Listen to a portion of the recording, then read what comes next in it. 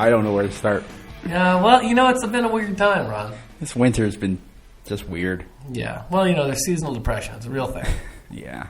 And so that's why we titled today's episode, Thanks for the Memories. Thanks for the memories, because this is our suicide pact. Yeah. Welcome to, what do they call this? It's a snuff podcast. Snuffcast. Maybe. Yeah, double snuff. No, of course not, folks.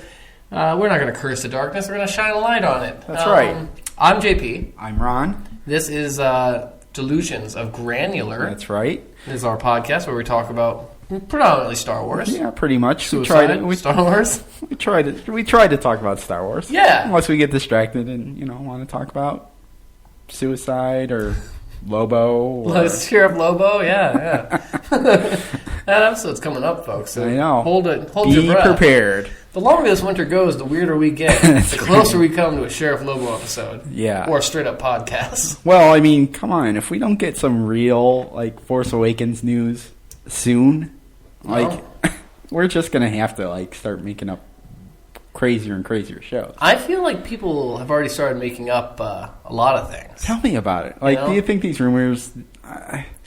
The thing is, and now JJ's come out and been like, yes, some of the rumors are true. Yeah. I just want it all to be... You sent me a rumor not too long ago that kind of left me crestfallen because it felt so real. I stopped sending you rumors since then. Yeah, because it bummed me out. Yeah. Yeah.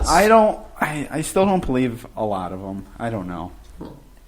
Yeah, you know what's cool, though? It's cool that we still don't actually know. Right. True. Because even with the newest rumors, I still don't know what the hell Daisy Ridley's actually doing in this movie. Right. Other than riding a speeder. So, I was thinking about the future of our podcast. Oh, right. Right? We do, we try to do, we do more than try to do. We do a different topic every week. Yeah. Right? And, we have plenty of topics to choose from. We have 40 years of Star Wars to pick and choose from. What happens when the new movies come out? Are we just going to do, do we just become the PR firm for the mouse? Yeah, are we just going to, okay, see you next week. We'll talk more about The Force Awakens. This week this thing came out. Yeah. Or, are we just going to talk about The Force Awakens for, 5 weeks in a row? I mean, it's hard to tell, how that's going to go. I mean, I guess it's going to depend on how much we like it, we're already talking about it, and it's still almost a year out, so... Right. I mean, it's clearly had their hooks in us. 299 days out. Wow. Yeah, I'm following one of those counters on Facebook and Twitter, so they're updating me daily on how many days are left. Yeah, I just cut another line in my leg every day. Nice. Tick them off. Why did we want to start this podcast off so grisly? What was wasn't there an impetus for that? Because of the title of our show. Thanks for the memories. That's right. Thanks for the memories. Thanks for the memories. Yeah, because we're actually talking about something today. We are. We are talking about the George Lucas classic film. Student film turned into a major motion picture. THX 1138. The sound system. We're talking about sound. No, but actually watching the movie, now I really understand a lot more why the sound system is called that. Right. We'll get into that in a little bit, but it was I think I watched this movie in the past. I probably watched it when it was re-released in around 2004. Yeah. Right? Yeah. I also saw it re-released. Yeah. Yeah. And I don't know, it didn't register with me at all. You know what's funny is I have a very clear picture of the people I saw it with because we had kind of clustered together and took up kind of a 3-row area. Okay. And I definitely clearly remember the people I saw it with because I think a lot of times I got bored and was kind of just looking around, staring at them. Why are we here? What are you doing? Why are we here? Well, when I watched it this time, it started out and I was like, why didn't I get more into this? This is an amazing movie. Yeah. And then it gets to the middle, I'm like, oh, this is why. And then the end, it picks up again. It does pick up at the end. So this movie, it's George Lucas's first film. Right? Yeah, outside of smaller... he had made some short films, right? Short films. And he actually had a student film... Little art pictures. Student film that this was based on that had a lot longer title. It was called Electric Labyrinth THX 1138 4EB. Just rolls off the tongue. Oh, yeah. Right? THX 11... No. Electric Labyrinth. Yeah. Right? 15-minute student art film that he did in college. Right. Okay. Is that out? That's available on YouTube, It's correct? on YouTube, yeah. And he won awards for this thing. Right. Okay, so he...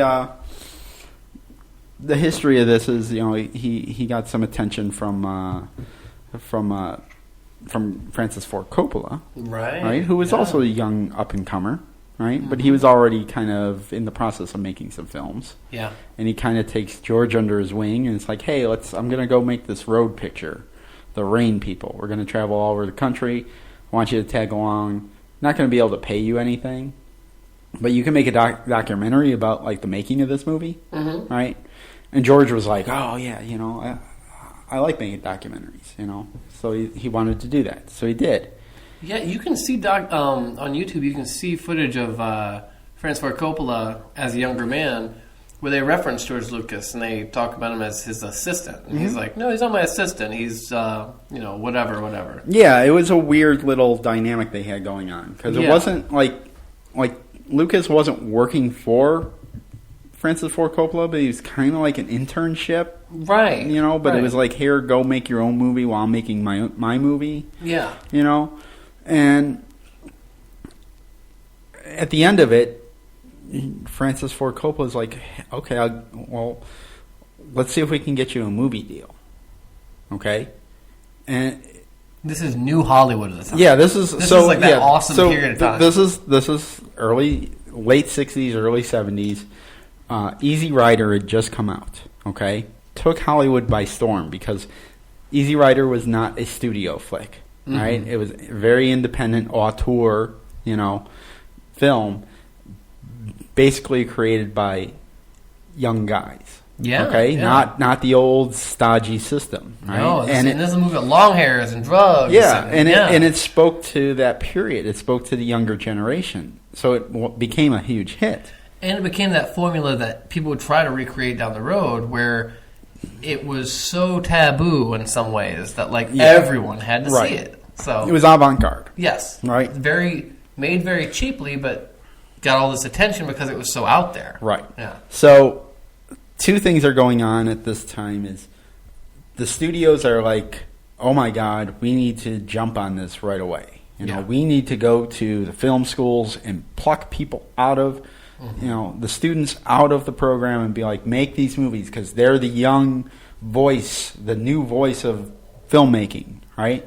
Yeah, and it's hard to appreciate how different the studio system was before this, right? Like how this was really a system. This was a system of powerful places who would groom young people and it's a whole thing. It's I think it's cyclical. Yes. I think that the Hollywood system goes through this period where it's like, okay, everything's going to be made by the studios, and then that gets kind of old and stale. Yeah. We've gone through this in the '90s with Tarantino and Kevin Smith, that we talked about, and I think it'll happen again. But I know right now we're in this kind of period of everything is a sequel or a remake or a superhero film, or a torrent, or but anyway, this was the period of the young filmmaker, right? And George Lucas and Francis Ford Coppola had this dream of kind of starting their own kind of hippie master race. That comes later. Oh, okay. And then that's phase 2. First we get the power, then we get the money, then we get the women, then we make the clones. There you go. Continue. So Coppola and Lucas, they wanted to kind of start their own studio. Yeah, right. That was more of kind of a commune. A commune. Yeah, right. And this was called American Zoetrope. Right. Right, which eventually became Francis Ford Coppola's company, but this was kind of the birth of it, or what would soon become the failed birth of it. Okay. Yeah, I mean, American Zoetrope does continue to exist. I don't know if it is anymore, but it did right up through at least 2005. Yeah. because they had a regular competition every year. Sure. But I got the impression that it was a very scaled back from the original vision.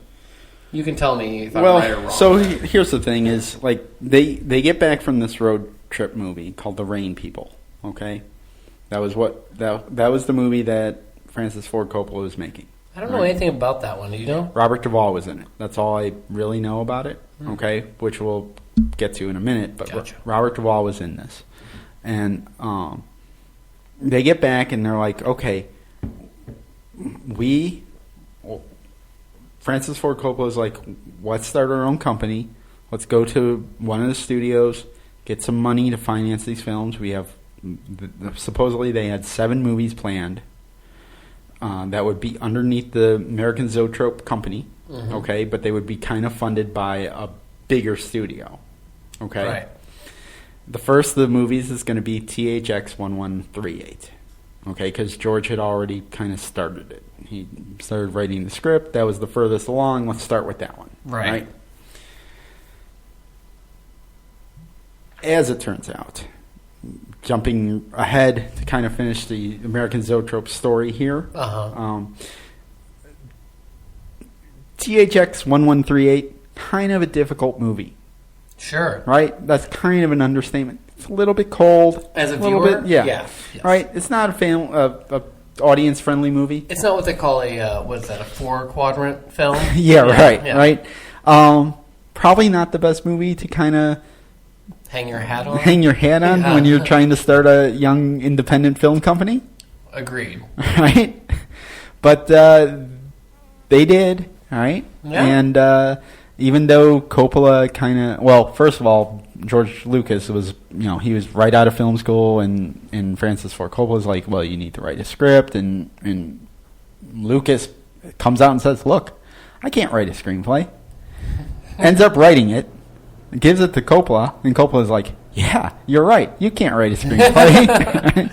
So they get this other gentleman involved, Walter Murch, who Lucas went to school with. Okay. And actually edited his student film with, The Long Electric Labyrinth. Electric Ladyland. Yeah. Right? So George Lucas had already worked with this guy, right? Huh. Walter Murch helped Lucas write the screenplay. Okay? Mm-hmm. They make the film. Okay? They show it to the studio. And the studio's like, yeah, we want our money back. So instead of American Zoetrope taking off at this point, Coppola ends up having to pay back all the money that they gave him to make not only THX 1138 but also these 7 other movies that were in that Coppola talked the studio into giving him money for. Yeah, they had promised other filmmakers. Right. So THX right from the start kind of puts Coppola in the hole. Right. And not to derail us here, but I've become really fascinated with, and I don't find a lot of literature on it. Yeah. I've become so fascinated with George Lucas's film school era. Sure. And who his teachers were. Yeah. And who his peers were, what they did.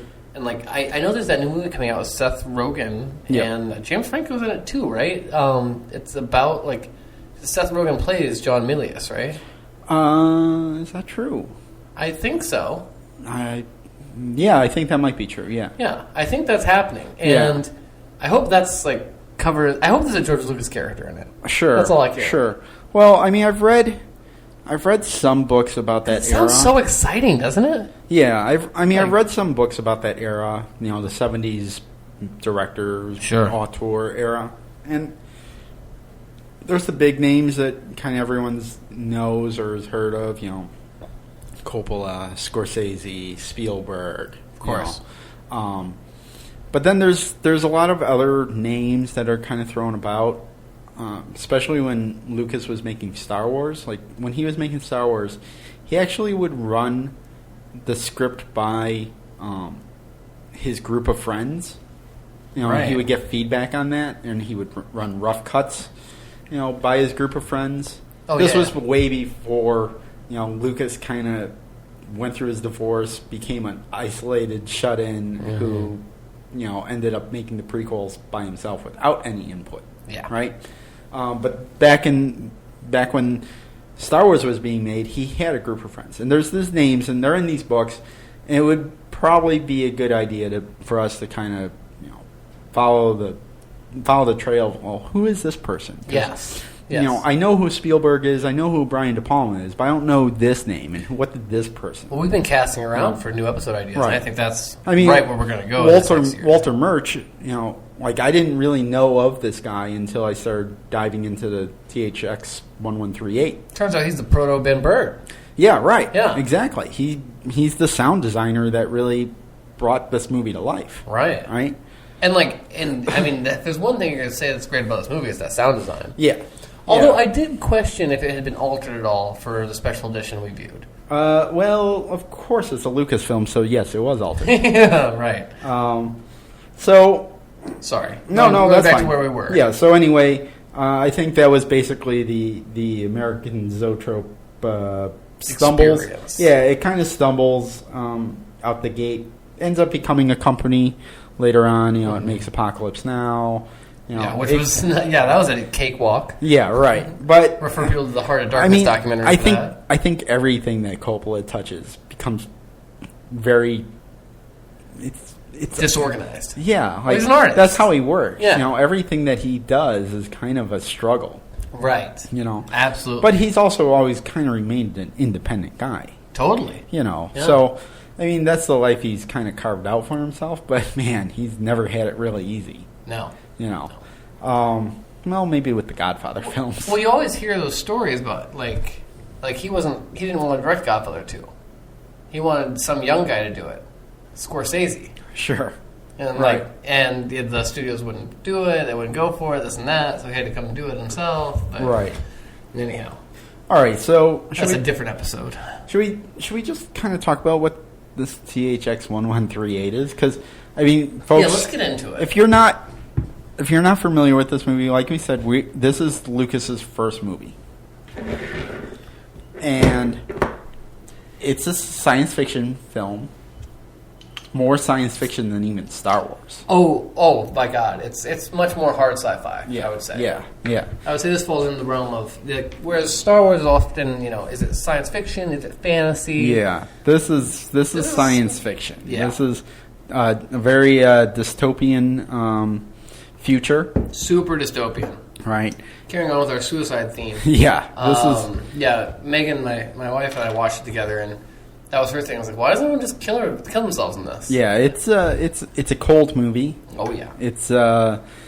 It's kind of a hard movie to get into because it's very it's off-putting, right? Purposely so. Purposely so. And this is all by design. Right. In reality, I don't think it's a hard story to follow. I think the way it's told makes it a little bit hard, but it's definitely not like a complicated story. No, it covers. It's drawing from a well that we've gone to many times since, and that's kind of that 1984 George Orwell. Yeah, it's definitely influenced by 1984 by most many things. Yeah. Was it Brave New World? Right, yes. Right? Yeah. Right. A medicated society. Yeah. Kind of ran by the machine, both literally and figuratively. Yeah. That there's some kind of process put in place. No one exactly knows why. Humanity's kind of become sheep. There's robotic policemen. Right. Yes. So, you really summed it up. One of the things that Lucas did when he was researching this film was he actually flew to Japan. Really? He wanted to make it in Japan. Okay? His whole idea was to make a movie that was very science fiction-y and futuristic looking, but using just existing locations. Okay? Right. Not create any sets, just use very, kind of cold settings, and he felt that Japan was going to have those settings, as well as he was very influenced by Japanese films. Of course, right? Yeah, and massive Kurosawa fan. And Japanese films, the thing that he talks about was they kind of throw you into a setting right? Without really explaining what the rules are for the particular world that you're thrown into. Particularly if you're American. Yes. Yeah. Right? So when you turn on THX 1138, you're kind of thrown in this world, and you don't really know what's going on immediately. That's a very interesting comparison. You throw on Yojimbo 7 Samurai. Yeah. You know, if you haven't already read about feudal Japan and stuff, I mean, it's just expected, just like if you were watching a Western, that you would kind of know protocol. Yeah. Yeah. Yeah. Very interesting. So, as it turns out, he couldn't make it in Japan because the budget that he got for the film, this is a weird budget that he got, but it's very specific. The budget for the film was $700,000. $777,777 and 77 cents. The number of our Lord. Yeah, and this is Coppola. That's like Coppola got him that money. It's like 7777777. I'm like, okay. Creepy. Yeah, it's just weird. Yeah. Right, but Lucas is like, I can't afford to make this in like Japan. Catholic Right. Italian Coppola. Right. Here's the number of our Lord. So Lucas is like, okay, I guess we have to make it in like California. Right. So they end up making it in San Francisco. But they don't seem to rely on, especially films of the era and of the era especially.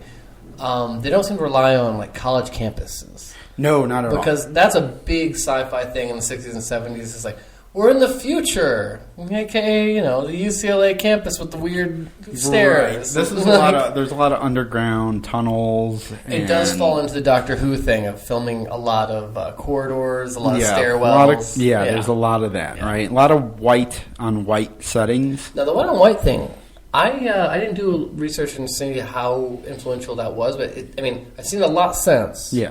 Is there a lot before that of doing that kind of thing? That felt pretty new to me. Granted, this is 1969. It came out in 71. Was 1970 then? 2001: A Space Odyssey. That was 69. Right. Yeah. So maybe there was some white on white in that movie. Sure. Yeah. Right. And that's definitely an influence on this film. Oh yeah, the cold Kubrick thing. Yeah. And it's funny though. I haven't really read anything where George Lucas says he was a big fan of Kubrick. Whereas Spielberg was a massive Kubrick nut. Sure.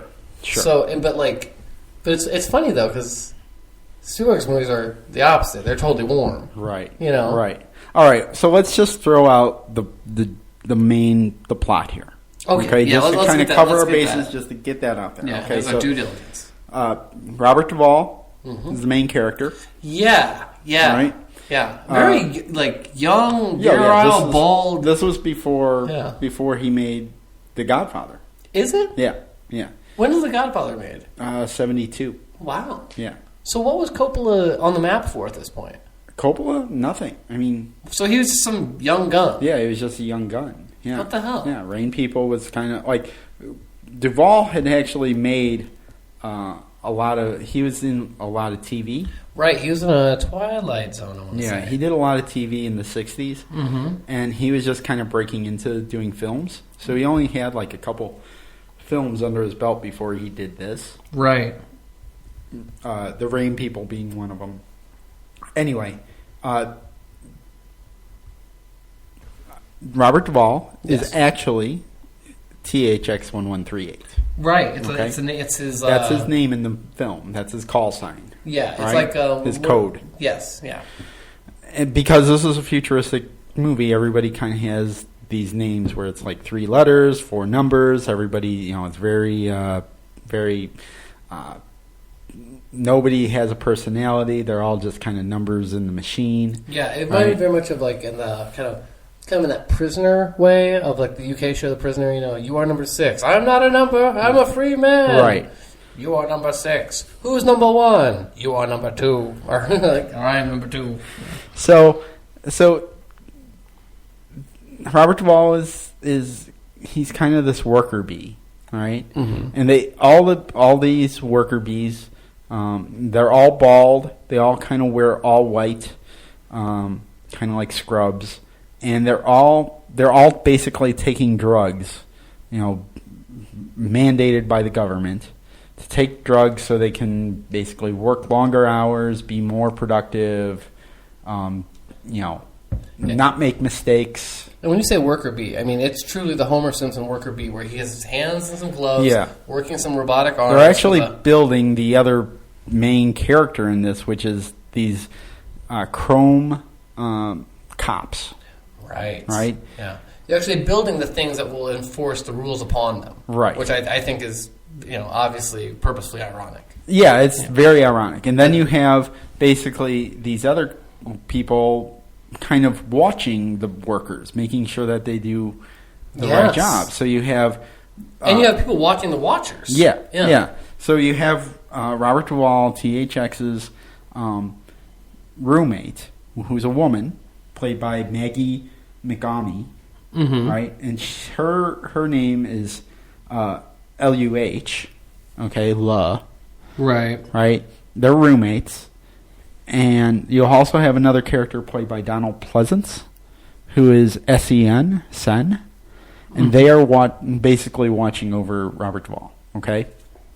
Yes. Now, Luh, the woman, she's roommates with Robert Duvall, but she's also kind of she's altering the medication, okay? Right. She's kind of weaning herself off the pills. Yeah. Right. And you gotta keep in mind, when they say medicated, it's you look in your medicine cabinet and it asks you what's wrong. Yeah. And then it tells you what pills to take. And if you're not taking your pills, it's a criminal offense. Right. That's where the chrome cops come in. Yes. So she stops taking her pills and she's starting to alter THX's, or as it's sometimes referred to in the film, THX, his medication. So he becomes more kind of self-aware. Yeah, right. Early on, he comes home and he turns on essentially the TV. Yeah, which is like a hologram TV. And time out. Did you also make the connection of the holiday special? Because it was kind of offensive and pornographic. Well, when he's sitting there watching the dancing African American nude woman, and the machine things jerking him off, isn't that exactly what happens with the Grandpa Wookiee? I don't remember that in the holiday special. In the holiday special, I think maybe I do remember him. There's a weird section where he watching a hologram. I can't remember if it's Jefferson Starship. Anyhow, right. There's one of those musical interludes. He's sitting there watching some shit, and it's very weirdly sexual. Okay. And it's it's a very odd little thing, but anyhow, I like to think it's a nod to THX. Sure. So I mean, yeah, there's definitely things that happen throughout this that you can kind of see Lucas going back to in all of his works after this. But I thought this was actually a very cool scene because, so Robert Duvall is THX 1038 is sitting in his recliner just watching these hologram TV things. Yeah. He watches his porno and the machine jerks him off while he watches it. It's not even a porno. It's just a naked African American woman dancing. Yes. And it's also he's flipping channels, and there's another you get the impression channel. It's not even about the nudity so much as it is just the movement. Yeah, and because then he flips to another channel, and it's basically just one of the chrome cops beating a guy over and over again. Yeah, and his roommate Law or whatever. Law. Who has been off her meds for a while, it seems is totally not into it and turns it off at some point. Right. But, this was one of the more poignant scenes, I thought, because it was well, this happens. This is the TV show Cops. It's let me watch the authority figures beat down the people. Well, see, I guess I interpreted it this way. Oh, okay. I interpreted that, he's getting off the drugs that are, really kind of just, putting him basically in almost a comatose state, right? Yeah, there is. Yeah. And he's starting to get off of it. Now he's starting to actually crave kind of human emotion, human feeling. Oh, so you're saying him coming off of it and watching something kind of sexual is a good thing? Yeah, that was his way of actually kind of getting off the drugs and being more human in a way. Okay. So it's almost well, he's watching more, for lack of a better word, pornography than, than coming home and just staring at the wall, which could quite possibly be happening in this movie. Yeah, I don't know. I guess I just see such a clear allegory for where we live right now. Sure. Where it's like, okay, come home, take my Zoloft, watch Cops. Well, I mean, watch some porno and fall asleep. That's the thing. As we said before, like, this movie isn't explaining things for you. Yeah. It's room for interpretation, right? And honestly, a lot of this, like, I either had to watch the movie a couple times to kind of get what was going on, right? Or kind of do the Wikipedia entry and read like what other people were thinking about like this movie, because it's not absolutely clear what she's doing. She's altering his meds, but it never is clear that she's like, oh, she's doing like she's decreasing the dose that he's taking. Right, and right? I'm gonna keep kind of staying here for a little bit because this is right at the first act kind of break point. But like the reason it's been hard to get into also is because you're getting a lot of scenes that go on for a minute, like literally like real time, minute or two. Yeah, where it's just like. Oh well, yeah. Let's actually talk about that. Like a big portion of this movie, and this is where Walter Murch really comes in. He's the star of the show practically. Well, yeah. Like this is where it starts to really come into play. Lucas is not a screenwriter at this point. Okay, his script is not really heavy on dialogue. Right. Right. He is. He likes to make tone poems since, he was in school. That's always his kind of go-to, is making experimental films that don't really have a story, and they're more of just tone poems, right? Yeah. And that's what he's really doing here, right? Merit films. Yeah, right? But that's what he's really doing here. It's like there's not a lot of dialogue, and what we're hearing on screen is, these metallic cops talking to one another, and a lot of text chattering over radio signals about kind of very tech-oriented conversations. There's not real there's no real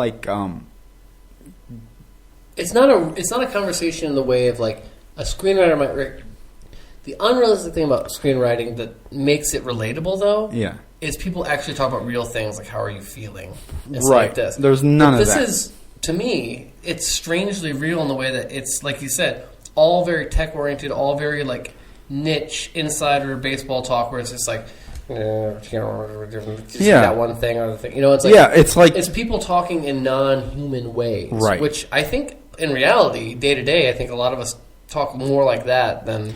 Sure, and they're in a way what they're talking about is what the people are doing. Like, right? They're talking about like, you hear this chatter amongst technicians or whatever, and they're kind of talking about the people that they're watching, right? But it's so cold and remote, and remote that it's like they might as well just be talking about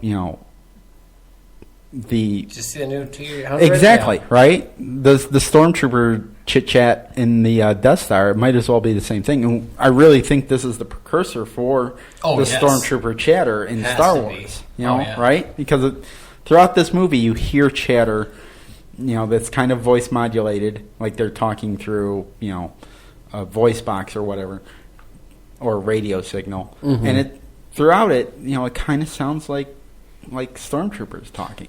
And I think it's really interesting in terms of always tying it back to Star Wars. Yeah. George Lucas takes a lot of flack for the way...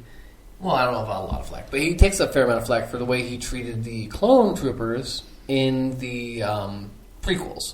Like, I mean, the Clone Wars, actually, the cartoon show, actually gave a lot of character and development to those clone warriors, those clone troopers. Yeah. But it's interesting that the same guy who made those, like, CGI... troopers who didn't have any personalities. Yeah. Like, also made these guys. Right. And, like, was very cognizant of, like, how, like, a day job can suck your humanity. Yeah, right. Yeah. Right. So, but the other thing I think about this is, like, the main characters are so told to one another that the chatter almost is has more humanity to it in a way. Oh, sure, yeah. Because the first act, especially, yes. Because these characters, they don't really know how to act. They've been drugged up for so long that they just really don't know how to be human. Mm-hmm. So, anyway, let's get back to the plot. Right. Now, I did want to bring up one thing, though, because you'd mentioned that... Oh, okay, never mind. Sorry. What? I thought I read in the credits that there was a different screenwriter, but I guess Walter Murch is this, yeah. Oh, so he's the sound guy and the... Yes. So he actually got enough spoken word on there. Is that how it worked? Like, he didn't actually write a script? He just... No, I think he... So, Lucas said he couldn't write a script. Mm-hmm. He doesn't know how to write a script. All right, Coppola reads it, and he's like, yeah, you're right, you don't know how to write a script. Yeah. Lucas goes to his friend, Walter Murch, who worked with him on the student film. Okay? He's like, hey, can you help me write the script? So I'm sure, I think Walter Murch probably brought in more of humanity into the script. That Lucas is probably responsible for the chatter and the code talk throughout the film. Right. Because Lucas is probably, as we'll find out, when Lucas, when Lucas's day comes... Yes. We're going to all find out that he's just a robot. Right. So, okay. So you're right. Go back into the plot now. So she's been decreasing the dosage without THX 1138 knowing. Yes. And she's been off her meds for a while. Yes. And he's starting to feel. Yeah, they kind of start to feel the primal urge. The primal urge, yes. Yeah. Yes. And they fall in love and have sex. Yeah. Nudity in a George Lucas film. Yeah. There's actually a fair amount of nudity in this film. Yeah. And that's kind of the really what gets the plot going is they're in love and they want to escape the world that they live in. Right. Well, right? Yeah. I mean, they have... I can't remember how this goes, but essentially, that, theoretically from that act at least, she's impregnated, right? Is she? I don't remember if she was or not. Maybe. It's definitely implied, I feel like. Because... Yes, I do remember that being maybe that'll come up somewhere. as we go down the road. Yeah, I think... But okay. So, anyhow, he goes back to work and can't perform like he used to. Right, because they want... the drugs are making these workers work for ungodly amounts of hours. Yeah, because essentially they're just high and buzzed out, and they're just doing their thing. Yeah, just moving the hot rod over here to there. Right. Yeah. He's building these chrome robots, and it's literally like a Homer Simpson thing where he's dealing with glowing rods of nuclear, energy. Yeah, and there's actually a scene. It's funny looking back on it. I guess that's probably actually a reference on THX 1138. Yeah, where Homer Simpson is working the robot hands. Yes, and it drops the rod and it melts through the floor. Yeah, because that scene happens in this movie. Yeah, wow, I didn't cite that in the notes, but yeah. Well, I don't know if that. I feel like it probably is, though, right? Well, I don't know if that was added into the director's special edition, or that scene totally was. Right. Weird. Yeah, it's weird. So in a weird way, The Simpsons could have influenced THX 1138? Right. Wow. Yeah, it's weird. Okay. Anyway. So you're totally right. They're they want to escape this world that they live in. Seek out something new, something, beyond this kind of... indoor world that they live in, because all of this is taking place indoors, like I said, in tunnels. All artificial lighting, very white lights. No warm colors in this movie. So, and they're, like I said, they're roommates, okay? And that's where the third main character comes in. And we keep saying roommates, not boyfriend and girlfriend, because that's what they're referred to as in the film. Yes. Yeah. Right. So, that's where the third character comes in, Donald Pleasance. Donald Pleasance. Now, what is your experience with Donald Pleasance? He's Blofeld. Oh, to you he's Blofeld. He's Blofeld. Oh, he's James Bond villain Blofeld, who basically Dr. Evil was modeled on. For me, he'll always be Loomis. He'll always be Loomis from Halloween. Okay, see, the other character he is, for me, is from The Great Escape.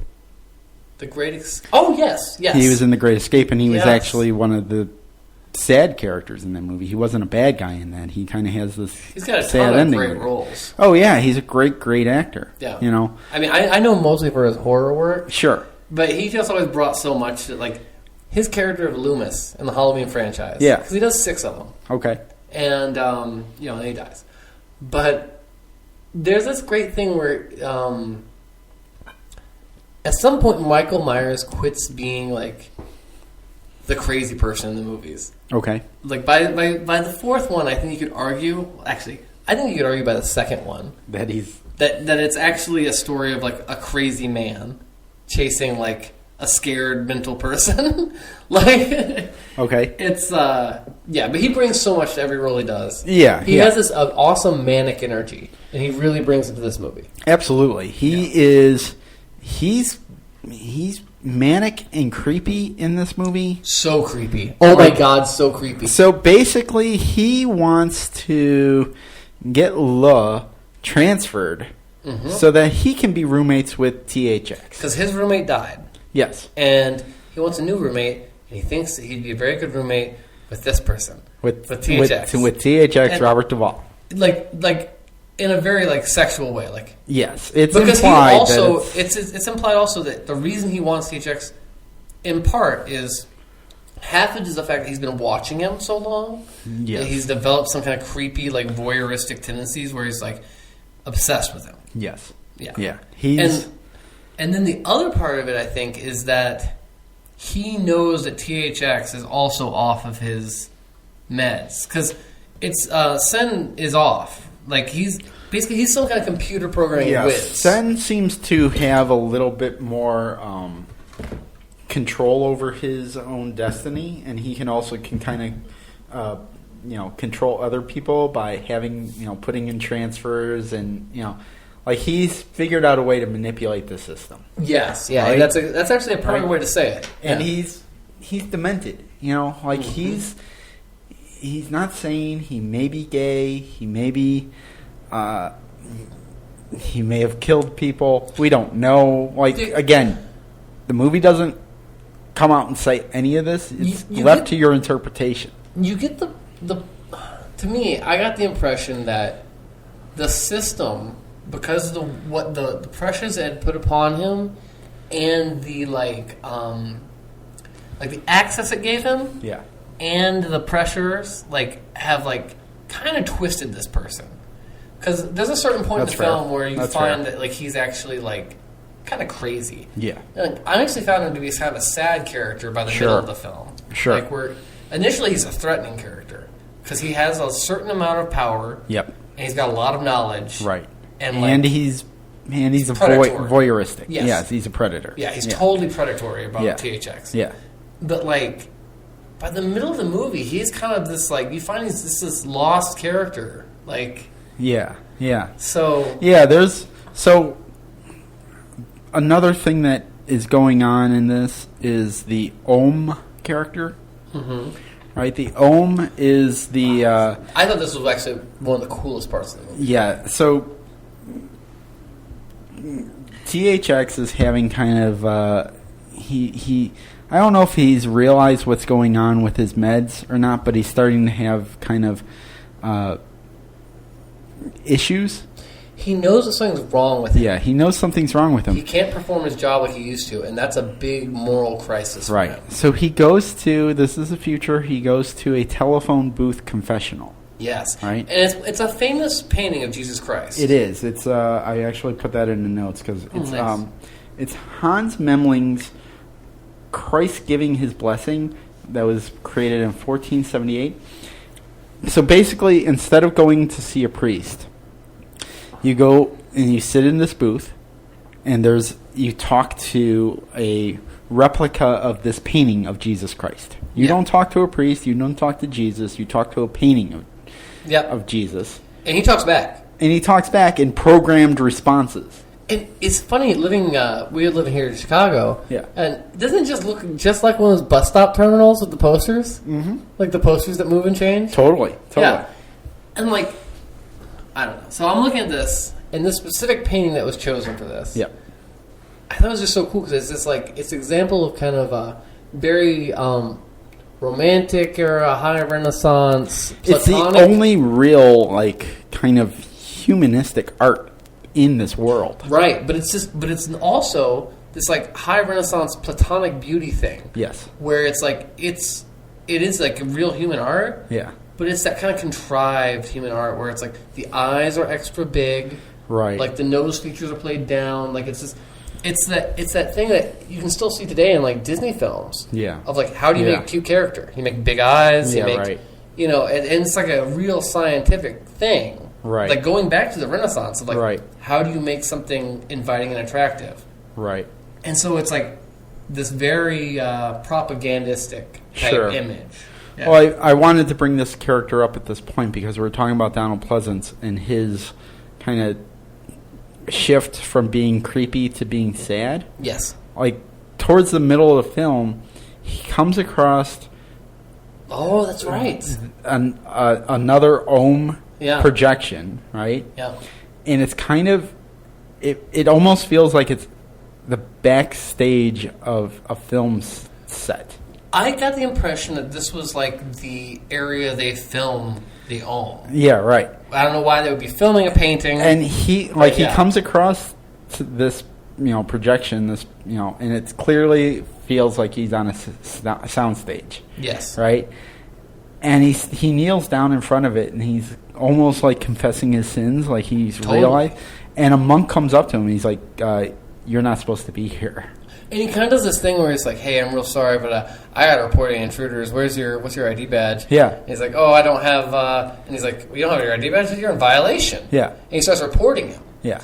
And it gets this whole thing. But that was another cool scene showing how people like they go from seeing like they become a part of this machine, right? To the point where like literally machine, where like, the cops aren't even human. The cops are robots. They're robots, yeah. To the point where it's like, well, now you're an other because you don't have a tag. Yeah. So I'm going to call the robot to beat you up. Like, yeah. Any sign of real humanity, you're in violation. Exactly. And this is actually a good point because I feel like we kind of glossed over the robots. Yeah.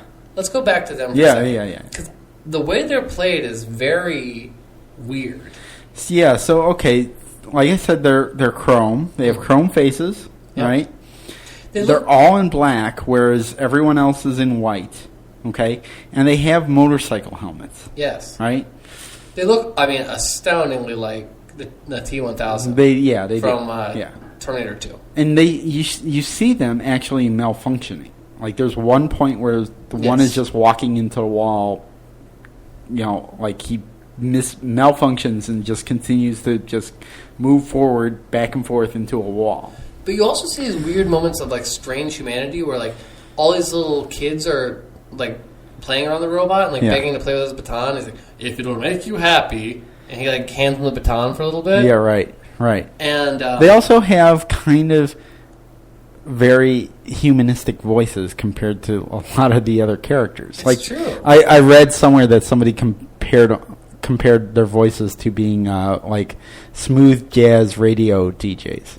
Well, you know what it's funny because like I'm not actually a massive fan of this film. Yeah. But like I found a lot of its ideas really good. Yeah. Because now I think it resonates way more than it did in 1970. Mm-hmm. Like now when you have Siri on your phone and stuff, like how like when you open the medicine cabinet, it's like, "How are you feeling?" Yeah, right. And like I honestly like my takeaway from this is like those chrome cops are very iconic. Like I didn't really like I've seen posters for this movie, and it's typically it's Robert Duvall and his bald head, but these chrome cops in this are very iconic.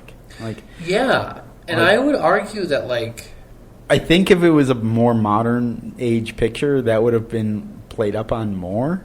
Totally. It was just kind of an idea that was like, okay, we'll throw this in, and there was no real marketing behind it. Yeah. But like I think that these chrome cops probably would have had a little bit more comic relief in the film. They do have some comic relief. They do have it, but I think they would have played up on it more if there was if this was a modern picture. There's a point where THX 1138 and the character we haven't talked about yet is locked in a room. and the cops are trying to get them out of the room. Yeah. But they're programmed in such a way to always, like, they're not meant to assume the worst right away. Right. So they're like, the door seems to be jammed. Check the lock on your side. Like, right. As, like, THX is, like, clearly holed up in this room. Yeah, right. And, like, right. Yeah. All right, so THX ends up getting, he tattles on SEN. He kind of, there's a violation box. He puts in a violation because he's kind of a good thing going right now with law and yeah. He doesn't want Sen to, and Sen is already like transferred law away from THX. Yeah. THX is not happy about that. THX himself ends up getting himself into trouble. Because he screws up on the job. Like, how does he end up? Like, he ends up in prison. This was part where I found it to be a little unclear. Gets a little unclear in the middle of the film. Something happens where he either says or does something, and I can't tell if it's that he's failing at work or what, but he seems to be sent into kind of a shock mode. Where, like... Oh, right. They kind of control his mind a little bit. Yeah, he's like hooked up to some kind of thing that's hooked up to his brain. Yes. While he's working the whole time. So, because basically the idea is that if someone were to try and, sabotage something or terrorize something, you could shut them down like a machine. Right. And so he is put on like a freeze, kind of, and his eyes kind of roll in the back of his head. Oh, yeah, that was freaky. That was freaky. Very freaky scene. Kind of reminded me of some Cronenberg stuff, actually. Sure.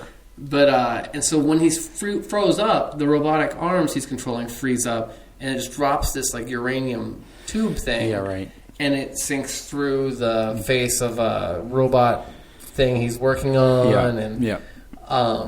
Which I really wonder this is the point where we're at a disadvantage having seen the special edition, the Lucas tampered version. Sure. Because I wonder what that scene looked like in 1970. Yeah, I wish I kind of knew that too. Because there's a few other disasters that happened too. Yes. Now, this earlier in the film, I think, there's a radiation leak that kind of blows up, and you can see the digitally manipulated stuff pretty easily. But I thought it was pretty gracefully done. Yeah, I thought so too. Because they didn't overdo it. No, it was all stuff that felt like 1970s-ish. Top of line stuff. You can just kind of tell. Yeah, in a way, it enhanced the story a little bit. I enjoyed it. Yeah. But that was kind of used to earlier. That was used to show how non-feelings people were. People were like blowing up, doors are blowing off, and people are just still doing their work. Right. Yeah. Right. In fact, there's a line in it where it's like the rival company group, whatever, has had 293 fatalities, and we're doing so much better because we've only had 195. Yeah, and isn't there like a mantra or something? Keep up the good work. Where it's like literally like, keep up the good work, be safe. Like, to prevent accidents, do your job. Right, 195 people died on the job. I want to say that Jesus painting Om even says something along the lines of like, yes, keep up productivity. Yes. Yeah. So anyway, THX ends up in prison, right, along with Sen. Yeah. Now he doesn't go with Sen. Like Sen's just there. He told on Sen, and Sen ends up in prison because of THX's tattling on him. Yeah, probably amongst other things. It feels probably like. And then there's a group of people in prison. Yeah, THX ends up there as well. Feels to me very much like One Flew Over the Cuckoo's Nest. Totally. Right, bunch of crazies basically, and this prison is unlike any other prison we've seen because it's basically a huge white room. Yeah, right? It's with no end. It's very much like the Matrix, where they keep all their stuff. Yeah, that big white. I forgot what that's called. I can't remember what it's called either. Yeah, but yeah. So that thing in the Matrix when they were all in white, void. Right? So they basically filmed this on this like huge white soundstage, right? Yeah, where you literally see no end to the white. Yeah. Okay, there's no horizon. There's no. They up the exposure. There's sweeps everywhere. Yeah. And this is the prison that they're in, and like there's probably like maybe half a dozen people there, and like it starts out like it's a little bit unnerving because like you have Sen there and he's kind of pontificating about bullshit. You know, you don't really at a certain point you have no idea what the hell he's talking about, but he's pontificating about something. No, I think you want to tie this back to Star Wars. This might be an early point of Lucas's interest in archetypes. Yeah, because there's the young crazy rebel. Right. There's the old man who's just talking about. There's an old man there talking about anything. Right. Because that's like pointed out multiple times. So like, you just talk. You don't add no action. Right. And like, so there's a one young guy who he's like, because there's also the robot cops are there too. The robot cops are there, yeah, influencing things, and like the young guy played by Sid Haig. Yes. He's the bald guy. Yeah. He breaks one of the cops at one point, smashes his face, right? But there's also a woman there, and I maybe I read this wrong, but I felt like one of the prisoners rapes her. Yes. Right? Yeah. In fact, that might have also been Sid Haig. Yeah, and then it's a very Sid Haig-y thing.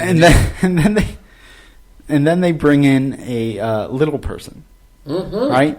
And the little person... It's kind of unshaven. Yeah, he has hair. Like, everybody in this movie doesn't have hair, and then you have this unshaven, long-haired little person. That's kind of a cool aspect of the movie is that, like, you don't act... Like, it's not even so much as noticeable as the fact that he's, like, a little person as it is like, whoa, that guy's got hair. Guy's got hair. Yeah. And they're all kind of freaked out by him because it's like, well, he's from, like, the outside.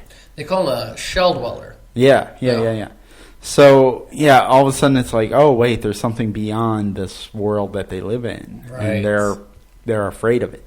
Yeah. Right? And, like, they're totally freaked out by this guy. Right. Oh, yeah. And this guy doesn't really, like, he's kind of primitive. He doesn't really know how to act or speak either. Yeah. Right? Mm-hmm. So, Robert Duvall is like, I'm breaking out of this place. Yeah, fuck this place. Wow. Right? Mm-hmm. And Sen is right there with him. He's like, well, you can't do that. He's like, yeah, I'm just going to keep walking. Like, there has to be an end. It's a void, but like there has to be an end to this void somewhere. Yeah, because he's like, now this is like, while it's interesting as we talk about it, it's because we've talked about it for about 3 minutes. Mm-hmm. This scene is extended. It is. It's like, probably like a 20-minute scene. Gotta be a 20-minute scene. Yeah. It goes on forever. And yeah. honestly, to me, it killed the momentum of the film. It's probably the hardest part of the film right now. Like, because that opening, that first act, up to him having sex and him losing his shit and falling apart, stuff is pretty happening. gripping. Yeah, like, stuff is happening along with the added,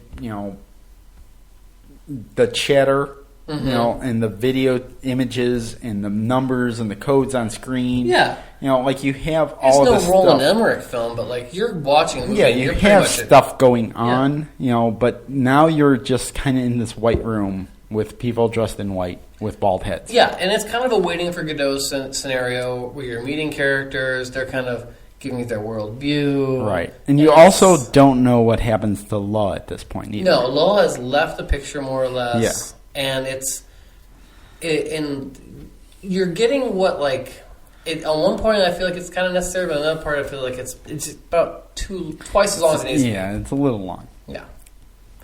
So Robert Duvall, THX, he just starts walking.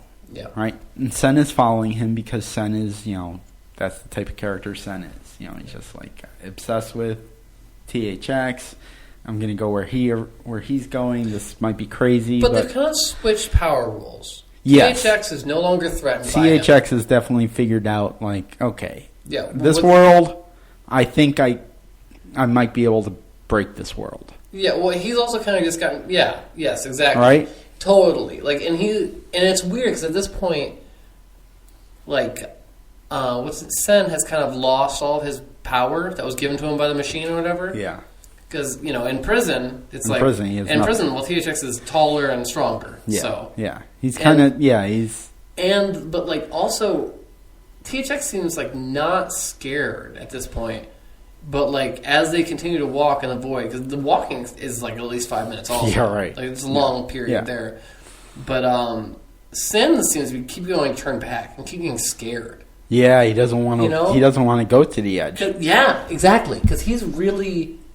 for all his big talk earlier on the outside when he was like backed up with the power of the machine, like on the inside here, it turns out he's actually kind of reliant on it also, right? Right. Yeah. Right. They're walking. And the whole time, Sin's just being a bitch. Just wanting to turn back. Right. And THX, like, nope, going to keep going. Yeah, he's like, go ahead. I'm going to keep walking. Yeah, I'm going to keep doing this. Yeah. Right? And they come across a guy. Yes. A large African-American dude. Yep. Yeah. Bald head, all in white. And he's like, hey, where are you guys going? Yeah. And we're like, we're trying to find the exit. And he's like, it's back that way, like where they came from. Yeah. And they're like, what? He's like, look, can't you see it? Yeah, look, can't you see it? And then they turn around and it's like all of a sudden there's a hole there. It's a blinking black hole. Like very artificial looking blinking black hole. Yeah. Right? So they're like, oh, we didn't notice that. And also, who the fuck are you? And right after this is my next big hiccup in the movie. Because we have to go through another 15 minutes of shit where I'm like, wait, what? Yeah, I don't know what the hell's going on. So, okay. So let's just get to it. So they go through the black hole. Yes. And what happens? They walk out, and it's mass humanity everywhere. A bunch of people they're like caught up in like a rush hour of traffic. Yes. People walking, bumping into them. You know, you're seeing it from overhead, so you just see a bunch of bald characters kind of... It's mass humanity is the only way to describe this. Right. Right? They're kind of caught up in this, like, traffic. The rat race. A rat race. Yes. Yeah. Coming to and fro work, commuting, right. Yep. And they kind of get away from it, and they end up kind of in a mainframe room of some sort. Right. Right? Like a lot of kind of grayish hallways of computer mainframes. Mm-hmm. And we find out that the large black dude is a hologram. Now, this is the point where I started to be like, wait, what? Yeah, this is like... So the hologram... This is art student film ideas run amok. Yeah, totally. Because he starts talking, he talks about how I always wanted to be in the real world, and now I am. Yeah, he's a hologram that just wanted to be a real person. Yeah. And so you said this has a big influence on a British show. Yeah, so the... back when I was like, watching everything and anything that I could on Netflix and kind of learning about, my film knowledge and TV shows and what have you, I stumbled across a large, a very popular show from the BBC called Red Dwarf. Yeah, I have a friend who's a big fan of this. I watched a few episodes with him. I was never quite able to... It's a weird show, right? I was never quite able to commit. Red Dwarf is a science fiction show. It's basically about, this kind of small crew that kind of wakes up on a ship that is lost in space, kind of no humanity anywhere. Yeah. And the main character is just but it's also kind of a comedy. Yeah. It's not a serious show. No. Like the main character is, just kind of a lazy slob. Mm-hmm. One of the other characters is named Cat, but he's just kind of a black dude. Yeah. Right? But he acts like a cat. Yes. Right? Yes. Then the other main character in this is a white dude. Right? The two other guys are black. One has got like the dreadlocks and mm-hmm. The sloppy dude. He's got like dreadlocks and Cat dresses impeccably. Yes. Like but he acts like a cat too. It's a strange show. Sure. I'm not saying but it's also very popular. It's gone like 10, 12 seasons. It's got that it's weird... ridiculous. It's funny because I was going to say this earlier, but I feel like THX 1138 was probably way more popular in Britain. Yeah. Because it kind of has that 2000 AD feel. Yeah. And I feel like Red Dwarf definitely has that 2000 So the character in Red Dwarf that is definitely a pickup from THX mm-hmm. is this white dude. And he's a hologram. Okay? Yeah. No special effects involved in this. Like he looks just like he just looks like a regular guy. He doesn't look like a hologram. He basically interacts with the world around him, so he has a physical presence. Yeah. But he's a hologram. Yes. Because he has an H on his forehead. Oh, for hologram. Yeah, for hologram. Got it. And it's not just like a painted H. It's like one of those alphabet magnets we've all had as kids. Oh, sure. Right? It's like stuck to his forehead. He has the letter H stuck to his forehead. Nice. Right? And I'm like, okay, he's a hologram. And honestly, like, not only is it like a reference to THX, it's also kind of a reference to like C-3PO because he's very prissy and... Yeah, and didn't you say that there was a student film or something that had letters? So Lucas's student film, the Electric Ladyland. Part 2. Yeah. Electric Boogaloo. Yeah. The main character in that, his numbers were painted on his forehead. Oh, okay. Right? Yeah. That's some like deep nerd shit. Yeah. Because Red Dwarf started like the late 80s. I want to say 90s. 80s, yeah. 80s, 90s, yeah. So like that's funny. Like that's some like deep nerd pre-internet shit. Yeah. Good for them. Yeah. So yeah, there's definitely a reference to that. But yeah, so this hologram guy is like, I don't know why. Like, I don't know why he joined the cast. Yeah, he's just there. It doesn't seem we needed him. Well, we lose Donald Pleasance at a certain point. Yeah. Right? Yeah. And it's kind of like THX and the hologram guy are moving forward, right? And, you know, there's the big... So they come across, like, these jars of, like, fetuses. Now, here's the point where I was going to say he must have gotten her pregnant because he's looking for He's law. looking for law, yeah. And he does this kind of search. Let's pretend it's like a Google search. Yes. Like LUH, law. Yes. And what pings back is this jar of a fetus. Yeah, yeah. I couldn't quite figure out... This is where I was, like, scratching my head. Read that. I was scratching my head, but they basically like say she died, like she was killed or somehow. Yeah, like so, like that fetus was the baby. A could be the baby. Okay. B could be the next LUH, like they're growing a new one. Right. You brought up that there's some Matrix. You know, yeah. Matrix was influenced by this movie, and like when they're showing the bottles of fetuses, I'm like, yeah, this is like these people are just being bred to serve something. Yeah, yeah. Because that's the other question. Is it does sort of? I mean, the story that's never given to us that I wrote in my head. Yeah, is what happened. Like, why are these people like this? Well, I guess we'll cover that when we get to the end because there is a twist. Well, yeah. So okay, moving forward. So this is where the movie starts to really get good. Yeah, it gets good again. Yeah. Like so, the scene because like me and my wife were watching it, and she's like, "Why are you watching this?" I'm like, "Because I have a podcast. Because I have to. It's an assignment. Yeah, it's homework." Exactly. And so we get to this point, and I referenced this earlier, where the cop droid is like, you know, check the other side of the lock. That's when they're looking at the fetus. Yeah. And they basically escape him in this awesome, weird scene where the cop is like trying to jimmy the lock open. Yeah. And they just open the door and jump over the cop and run past him. Right.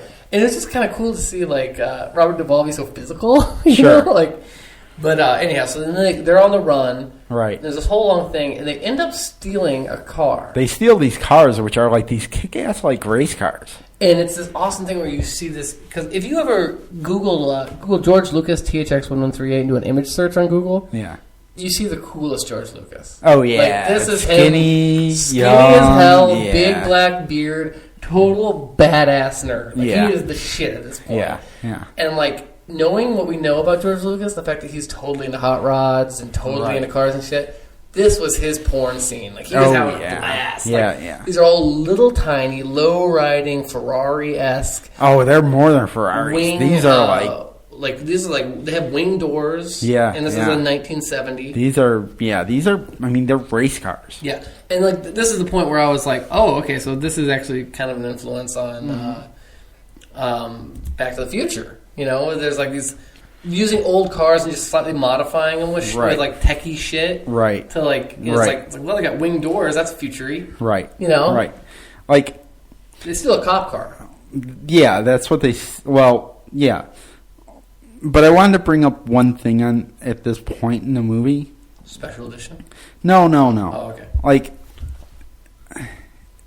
I read about this, and like this movie is not like laugh out loud funny, right? Sure. Like the humor, if you get any humor from this movie, there is humor in this movie, totally. Right? But you really have to dig to find it. Yeah, you have to have your receptors open. Yeah.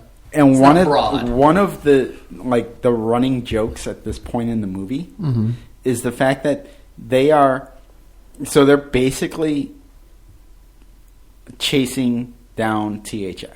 Okay, yeah. The Chrome cops, the authority, the government, whatever you want to call it, right?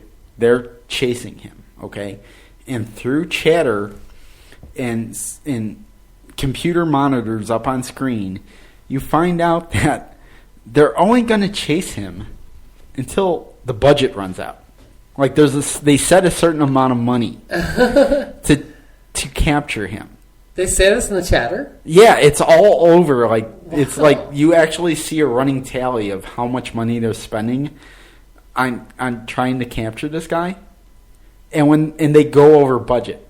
And when they go over the budget, they're like, all right, we're done. He's gone. I guess we lost him. Wow. Yeah, it's ridiculous. That's kind of brilliant, though. It is, yeah. Wow. And it's one of those things, like, I literally read it. I hate that you just made me want to watch this movie again. Like, I had to read about it. And as I was reading about it, I was like, oh, I have to pay attention to this because this is ridiculous. Wow. And I'm reading about it. And sure enough, they're, like, flashing up on screen the entire time, like, where the budget is at. And at a certain point, they're, like, over budget. And they're, like, it's literally the cops are just. That's like, another Terminator thing, like that kind of computer view. Yeah. We start seeing. So, one of the things in this movie, there's a big chase scene. Yeah. Now, I'm very curious about this chase scene pre-special edition because I imagine it was probably actually a little like this was very exciting. Yeah.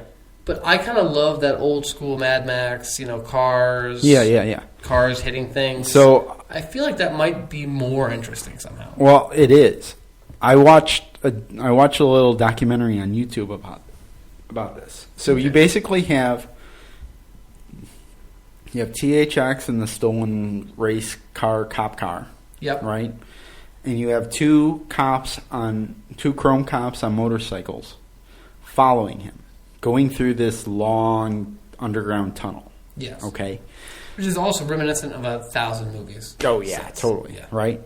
And it's high speed.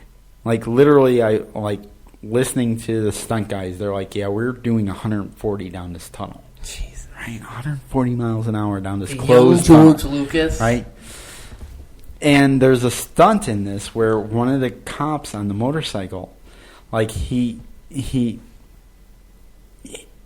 goes through. It's kind of fallen down scaffolding. Yeah. Right. Yes. Yeah. And he crashes and he jumps, right, and he goes flying off the bike, right, and the bike keeps going, and actually like lands on the stunt guy, right. And there was a point where like he was going so fast he almost hit the roof of the tunnel, right. Yeah, and the entire time they're like, "Oh fuck, we just killed a guy." Yeah, right. We just killed a guy. Wasn't the '70s great? Yeah, right? And this is pre-Mad Max, by the way. Yeah. Oh yeah. By 4 years. Yeah, I mean, more than 4 years. More years, right? Yeah, like 14 years. No. It's Mad Max came out. This came out in 71. Yeah. Mad Max came out in what? 78, 79. Oh, I was thinking 84. Why was I thinking 84? 84, I think, is the Road Warrior. Yeah. Okay. Yeah. So anyway, the stunt guy like falls to the ground. The bike like smashes into him. You see this on screen. Like, yeah. The scene is in the movie, right? Right. So what you don't see is like all the crew like rushing up to the guy because they think this guy's dead, right? Oh my God. And they're like they pull the bike off of him, right? And the guy is just laying there, right? And they grab him and they take his helmet off and they're like, "Are you okay? Are you dead?" And the guy's like, the fuck are you doing? You just ruined the scene. Like, he was so, like, a professional about it, and everyone else is, like, panicked. It's funny, though, because it's like he was a professional in that moment. Yeah. But it's like you never know. No, right. He could have... I mean, also, it looks like he's, like, seriously hurt himself. And also, like, I haven't read up on the production of this movie, but like, you don't actually know how much of a professional he really was. Like, a lot of these professionals in this early days especially... Right. Are just guys who were crazy enough to get behind the wheel. Yeah, right. You know, like... Right. I have watched... what was that movie? Exploitation. That documentary all about... the Aussie movie movement in the 70s. Oh, sure. It covers like the Making Mad Max, yeah. Cars 8 Paris, all that stuff. Yeah. These crazy grindhousey movies. And you just hear these wild stories about these guys who basically it was just like, well, you get a few people together, you know, you block off a road, you know, illegally. Just That's what they did, yeah. Hey, you can't go through here. That's what they did. Holding my hands up. Right. And then, like, you know, another guy, like, oh, I'll light myself on fire and I'll jump off this thing and not accounting for the fact that you're going to be on fire for 3 seconds before you hit the ground. Well, I mean, that's what was going on. Like, this was shot in San Francisco, okay? Because that was, like, Lucas was so, like, anti-establishment. Like, I'm not going to shoot in Hollywood. I'm going to shoot in San Francisco. We'll probably try to avoid unions a little bit.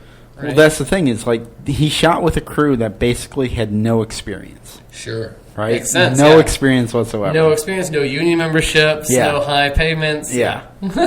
So, yeah, this stuff was bound to happen. You know?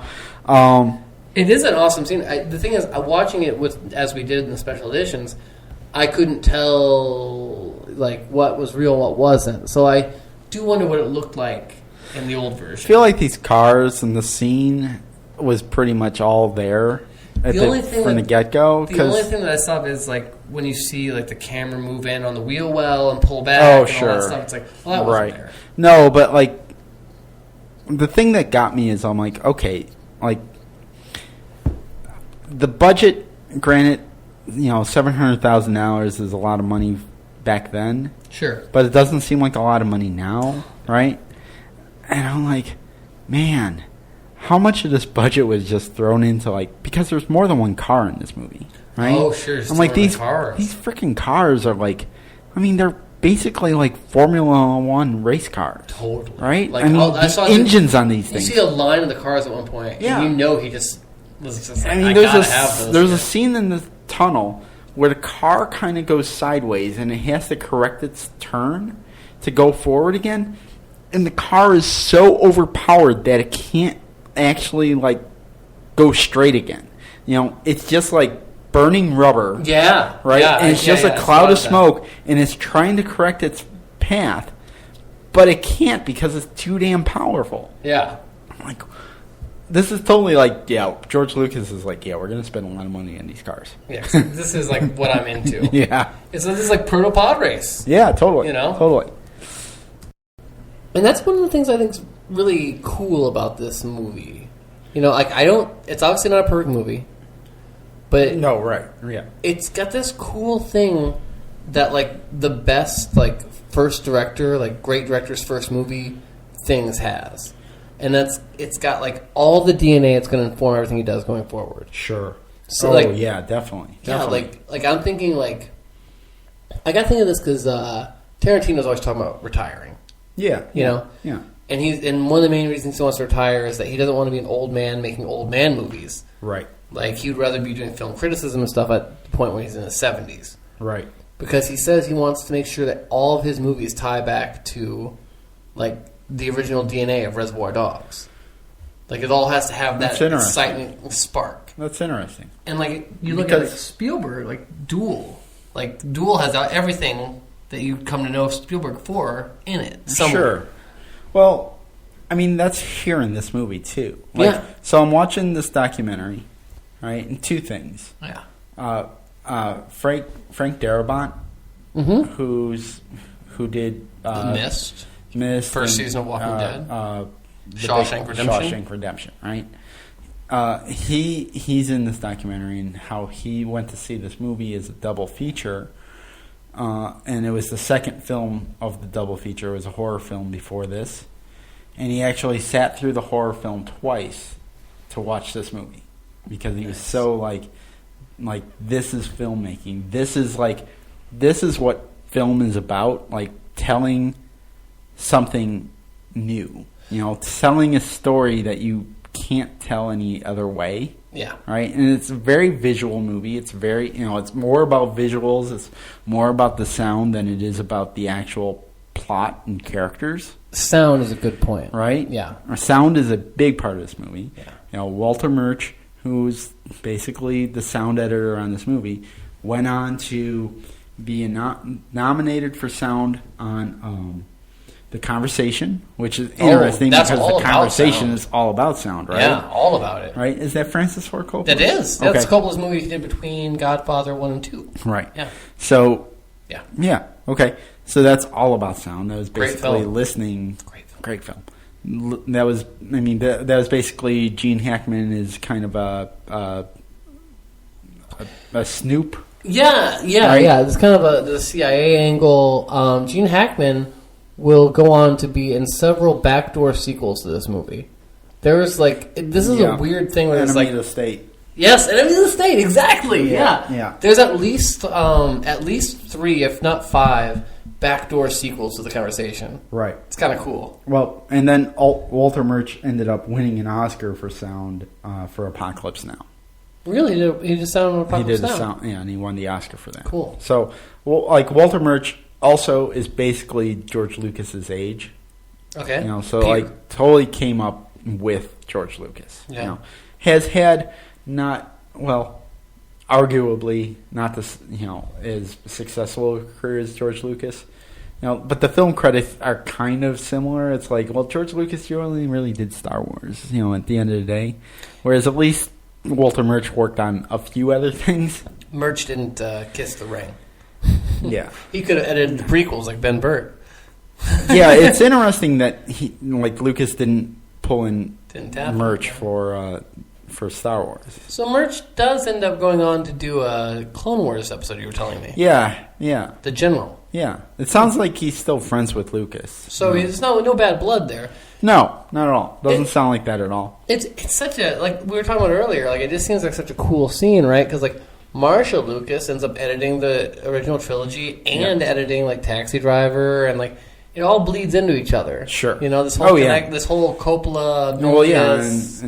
Scorsese Spielberg, did Taxi Driver. Scorsese, but Robert Duvall obviously was a favorite of Coppola. He used them in the Rain People movie. Yeah, and Scorsese's also an acolyte of Coppola. Yeah. Yeah, so it's all very interwoven at this time. Do you remember when they presented the Oscar together for Scorsese? No. When Scorsese won for The Departed, finally. Oh, okay. And it was presented, it was Spielberg, George Lucas, and Coppola all presented together. Oh, wow. Yeah, and Coppola's I remember when I got my first Oscar, it was blah, blah, blah. Oh, and Spielberg's yes, my second Oscar was especially nice, blah, blah, blah. Yeah. George Lucas is hey guys, what the fuck? I never got one. Yeah. Well, it was a funny little bit. It's kind of cool they did that, actually. Yeah, it is. It's back in 2007, I guess. George Lucas. We didn't even talk about the Oscars this year. We didn't. No, we'll cover that at the end of the show. Yeah, we'll have to cover that. Okay, so anyway, the big ending of the movie. Yeah, let's get to the end. Yeah. So a lot of nonsense happens, a lot of chasing, a lot of cool visual stuff. A lot of cars crashing, motorcycles crashing. Where's the hologram at this point? I lost track of it. Yeah, they kind of left them in the mainframe room, maybe. No, his car crashed. He was in a car and it crashed. Might have crashed. Yeah, his car may have crashed. There was a big head-on collision. Because I lost track of them, straight up. Yeah. They just get to the end, and I was like, cool ending. And then I'm just like, what? The ending is very interesting because, so Duvall escapes. He beats the system. He beats the budget. He outlasts the budget. Yep. Right? Climbs up this long tunnel. Finds a ladder. And starts climbing. Right. Now, the documentary totally ruined this for me. So he's climbing these this the wire ladder. Yes. Right? Yeah, metal ladder. Yep. The metal ladder. In reality, he's just crawling on the floor. Huh. Right? Like, they shot it, like the old Batmans. Yeah, they shot it, and Lucas is like, oh, we'll just use this as, him crawling, going up, right? That's funny. But really, he's not. He's just crawling along. And all of, Lucas's, ADs and, directors of cinematography and that, they're all like, this is stupid. This looks ridiculous. And Lucas is like, no, this is what I want. This is what I want. And then they're all like, they saw it, and they're like, oh, no, this works. You know what's funny? It totally looks like he's crawling up when he's not. He's just crawling. So that's a Batman trick. That's from the Batman 66 TV show where they he would throw the grappling hook up, and him and Robin would climb up a building. A building, but it was just them standing. Just them walking. Yeah, with the camera turned sideways. Yeah. But what's funny about that, Ron, is that, that's actually just 4 years old at this point. Yeah, right. Like, at the point they're making the movie, that's like us being like, referencing a movie from 2010. Right. Weird. Yeah, I mean, it goes that's to like show. That's like us referencing the Star Trek movie that J.J. Abrams did. Well, actually, that's newer than the Star Trek movie that J.J. Abrams did. But it goes to show, Lucas's, visual sense. He was just, pulling from anywhere, and it's like, oh, well, this works, let's do it this way. He was able, the thing about this film is it is quintessential Lucas, right? Yeah. Minimal dialogue. Very cold. Minimal emotional feeling. Emotionally cold. But, right? But what's interesting about it is, it's cold, but with, a rage underneath. Sure. Right? I mean, that's not... Oh, yeah. I'm not... Totally. I'm not, projecting. Right, no. But what I'm not talking about, the story. I'm just talking about, the production. Right. Minimal script. Lucas doesn't like to write. Yeah. Right? Minimal sets. He didn't... The rumor of this movie is, there was no... everything was shot with natural lighting. Mm. I don't know if I believe that. That doesn't make sense. Right? But that's what he says. Yeah. And it's well, okay. But there was no sets. Everything was filmed on location. But what was the White Room? Huh? The White Room? Room? That was a soundstage. Yeah. But everything else was no sets built with no set dressing. Built. No art. There's no art. There's no art direction. Yes. He's all, everything is existing. So he didn't have to, it's all done on the cheap. He's like, right. Oh, we'll just film here and make it look like a futuristic, we'll shoot at this mall and make it look like it's the future. Got it. This is what Lucas wanted to always do, except he ended up making a massively successful movie, and it's well, I can't do that. This is what he wanted to do. Right? Yeah, he pictured himself, I think he probably pictured himself a lot of, it's weird to kind of extrapolate or maybe even project on. A lot of art school students imagine that, well, I'll graduate, I'll be a starving artist for several years, and someday I'll have some kind of success 20 years from now. Sure. And I think a lot of them either, lose the struggle, sure, or ultimately find easier money, you know, and yeah. Lucas is, at this point in his career, he's not that different from most art school students. I mean, talented, obviously. Yeah, he's got some talent, Honestly, his biggest downfall is he made 2 massively successful movies. He made American Graffiti, which is really a reaction to this movie. Yeah, because this one's all cold and and they're can you make something that has some human emotion? Francis Ford Coppola actually dared him to make American Graffiti. Nice. Can you make something that actually has humans in it? And I think we'll have to do a follow-up episode of this on American Graffiti. I think so. I think that this would definitely be a sister episode. A very sad fact is I've never really watched it all the way through. I've watched it, but kind of in the same way I'd watched this before. Sure. Where I watched it, but I kind of only have half memories of it. I've watched it. I know I've watched it numerous times. It's a movie. It's very 70s, right? But it's also very, it's non-linear. It's not telling it's not telling. It's telling a story, but not. My impression is it's very like Richard Linklater does Happy Days.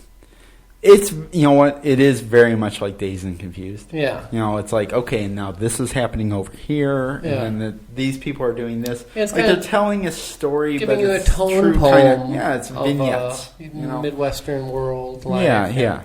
Okay.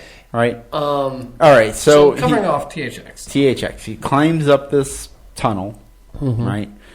And he's found out that the love of his life is dead. Yeah. Or a fetus, or which I still am unclear on how that went down. Right. Because I thought they got back together or something. Sen is gone. The hologram is gone. He escapes. He opens up the hatch. Oh, we'll get to that. Okay. All right.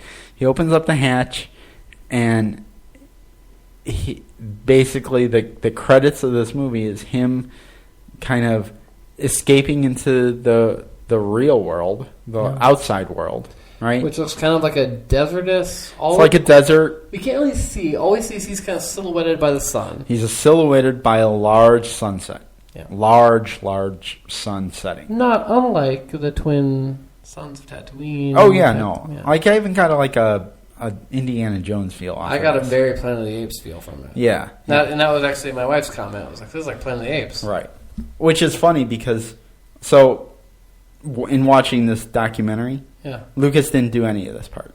Huh. The second crew did this. Nice. Right? Because he left the final shot with like, hey, let my pickup crew do this. Well, the problem with this shot is it's very time consuming. Oh, okay. Because you got to be there for the time of day. You have to be there for the time of day, and if there's smog, because it's in San Francisco. Right. So if there's smog, it's not going to work. Yeah. So he literally paid like the second crew to be like, yeah, just sit on the beach all day and wait for the sun to set.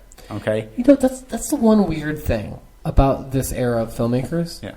Is that, like, yes, they're all very independent, what have you. You know, a lot of them came from the Corman farm. Yeah. That stuff. But they're not independent in the way the 90s guys are independent. No. Where it's like, you know, Robert Rodriguez is going to shoot whatever with his whatever camera, you know, and like whatever he's got around he's going to make. Like John Milius especially, George Lucas, I would say, they all require crews. Yes. They're all kind of, in a way, like, if you want to compare it to painting or something, like kind of classically trained. And it's like outside of that system, they're like, I can't make a movie. Sure. You know? Sure. I would say this, and this is interesting because of what I watched this week. Yes. Which basically the big 40th anniversary of Saturday Night Live special happened this week, right? Mm-hmm. So the beginning of Saturday Night Live was 1975, right? Kind of the same era, 71, 75, right? I'm noticing like a parallel of creative types at this time. Okay, so you have like the Saturday Night Live writers. Okay, bunch of long-haired, nerdy guys with big glasses, right? Kind of writing stuff. They don't really fit in with society. They're not really like cool enough to be like the cool hippie dudes. Got your Al Franken, you got your... Yeah, they got the big frame glasses at this point. Right. Because that's the style. A lot of flannel shirts. Mm-hmm. A lot of what's his name, Dan O'Bannon, or what's his name? The guy who did all the dark sketches, wrote Scrooged. Yeah. Groundhog Day. Yeah, I'm not entirely... Yeah, I know who you're talking about. Yeah. Harold Ramis kind of fits into this, right? SCTV, big glasses, long, bushy hair, right? Like, not like long, flowing hair. Well, long, bushy hair. Yeah. Right? You got... Maybe Jewish. Sure. Yes. Exactly. Sure. Yeah. Okay. So you got that going on at like Saturday Night Live, right? Yeah. You got that going on at like the Muppets, right? Right. Also at this time period, right? Yeah, like same thing, kind of like the guys that are like they're counterculture, but they're not like cool enough to be like in politics counterculture. They're not like making a difference. They're just like well, let's just do this, this little entertainment thing. Well, I guess I would... And maybe that's not a good description. Well, because it's weird because I'm comparing it to like where we live now, and I'd say one of the biggest differences is that like they're also all very hard workers, though. They're hard workers, yeah. They may be like Lorne and Chevy Chase are staying there till 4 or 5 a.m. writing the shit. Right. I mean, they may be doing drugs, but they're getting the job done. Yeah, and that's what it is. Is like they're kind of. They're counterculture, but they're also nerdy, right? Like, and I think that's what like Lucas's crew was, maybe on THX, but also Star Wars. You have like these kind of just these counterculture guys. Like counterculture was a big thing at this time. Mm-hmm. It's like, well, I don't want to fit in with, I don't want to get a suit and tie. I just want to be like, I don't want to. I'm not like a hippie either. But the weird thing... I want to be a professional, but I want to be professional in my own way. And the weird thing for all those, well, the guys we're talking about at least, is they win. They do win, yeah. Like, they end up changing the world, yeah. And to the point where they're no longer... that's the weird downfall of New Hollywood, is that they become the New Hollywood. Yeah. And they become the establishment. Yes, exactly. Right. But... I mean, that's what farm style. Yeah, but that's what's going on at this time. Is like you have all these kind of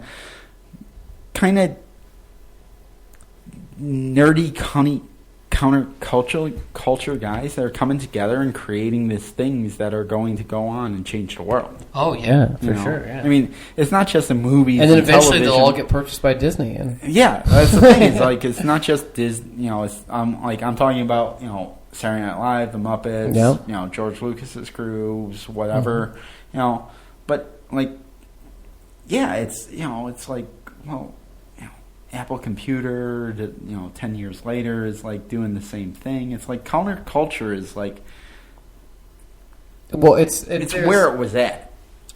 I don't know if we'll ever get back to that again in history. Yeah, but early 70s through early 80s, that's where it was kind of at. That's where these things were going on. Just because of where this conversation has gone, part of me wants to do a follow-up episode based just solely on the 1978 version of Invasion of the Body Snatchers. Totally. That is what this is about. Right. Like, Invasion of the Body Snatchers is one of those movies. I feel like there's a handful of movies like A Star is Born, Invasion of the Body Snatchers, a couple other ones that should be remade every 5 to 10 years. Yeah, right. And, because they're universal themes, they'll always be resonant, and they always mean something different. The original version, Invasion of the Body Snatchers, is kind of about, the commies, the Red Scare. The 1978 version is all about the hippies turning into yuppies. Sure. And that's sort of what we're going to see happen with this whole crew. Sure. Especially George Lucas. I mean, George Lucas was just going to date Linda Ronstadt. Hang out with the Eagles. Yes. Right. No, but... it's I think this is the point where we should point out the studio. So the studio did purchase this film. Right? Yes. They did finance this film, through American Zoetrope, whatever. The money came from a studio, right? Mm-hmm. Warner Brothers. Okay? And Warner Brothers told Lucas to cut 5 minutes of his film. You don't do that, George Lucas. Might as well just cut his heart out. Yeah, let me just cut 3 fingers off my child. Right. Yeah. Whether it was good or not, they told him to cut 5 minutes, and that stuck with him so hard that he's like, no more. I will never work. I will do whatever I can to not have to deal with the studio ever again. Whatever I have that's to do. I mean, this was the start of it. Yeah. This was really the start of it. I mean, it'll be interesting when we do an episode on American Graffiti. Yeah. Because that really is kind of more of a studio film. It's interesting because also it's it's a wound that strikes deep because it's when he's young and vulnerable. Yeah. Yeah. This, you might say, this is like Anakin losing his hand. No, totally, right? totally. This is the beginning. I mean, Lucas has said, as I finish up the Secret History of Star Wars book, he basically says that everything he's done has been autobiographical. Everything. Well, yeah, I mean, there's a argument for that, I suppose. Yeah. Also, I wanted to bring this up earlier, but we lost track of it. But like, the theme of this movie, THX, is basically the exact same theme that he's been creating in all of his other movies. What's that? Trying to escape, but being afraid to. Wow, that's a good theme, right? Yeah. American Graffiti. We haven't gotten to, but we've watched it. We don't remember it, but we'll do an in-depth thing later on. 100%. Right? But it's basically people who want to kind of get out of the small town, but they're afraid to do something in their lives, whether it's go off to Vietnam or whatever, but do something with their lives, and they're afraid to. Luke Skywalker. Wants to get off, wants to leave Tatooine, but is kind of afraid to. Also, kind of wants power converters. Kind of wants to go to Tosh Station. I mean, that's all he wants. Yeah. But I mean, that's basically like the main character in THX. Robert Duvall himself. Like, he wants to escape.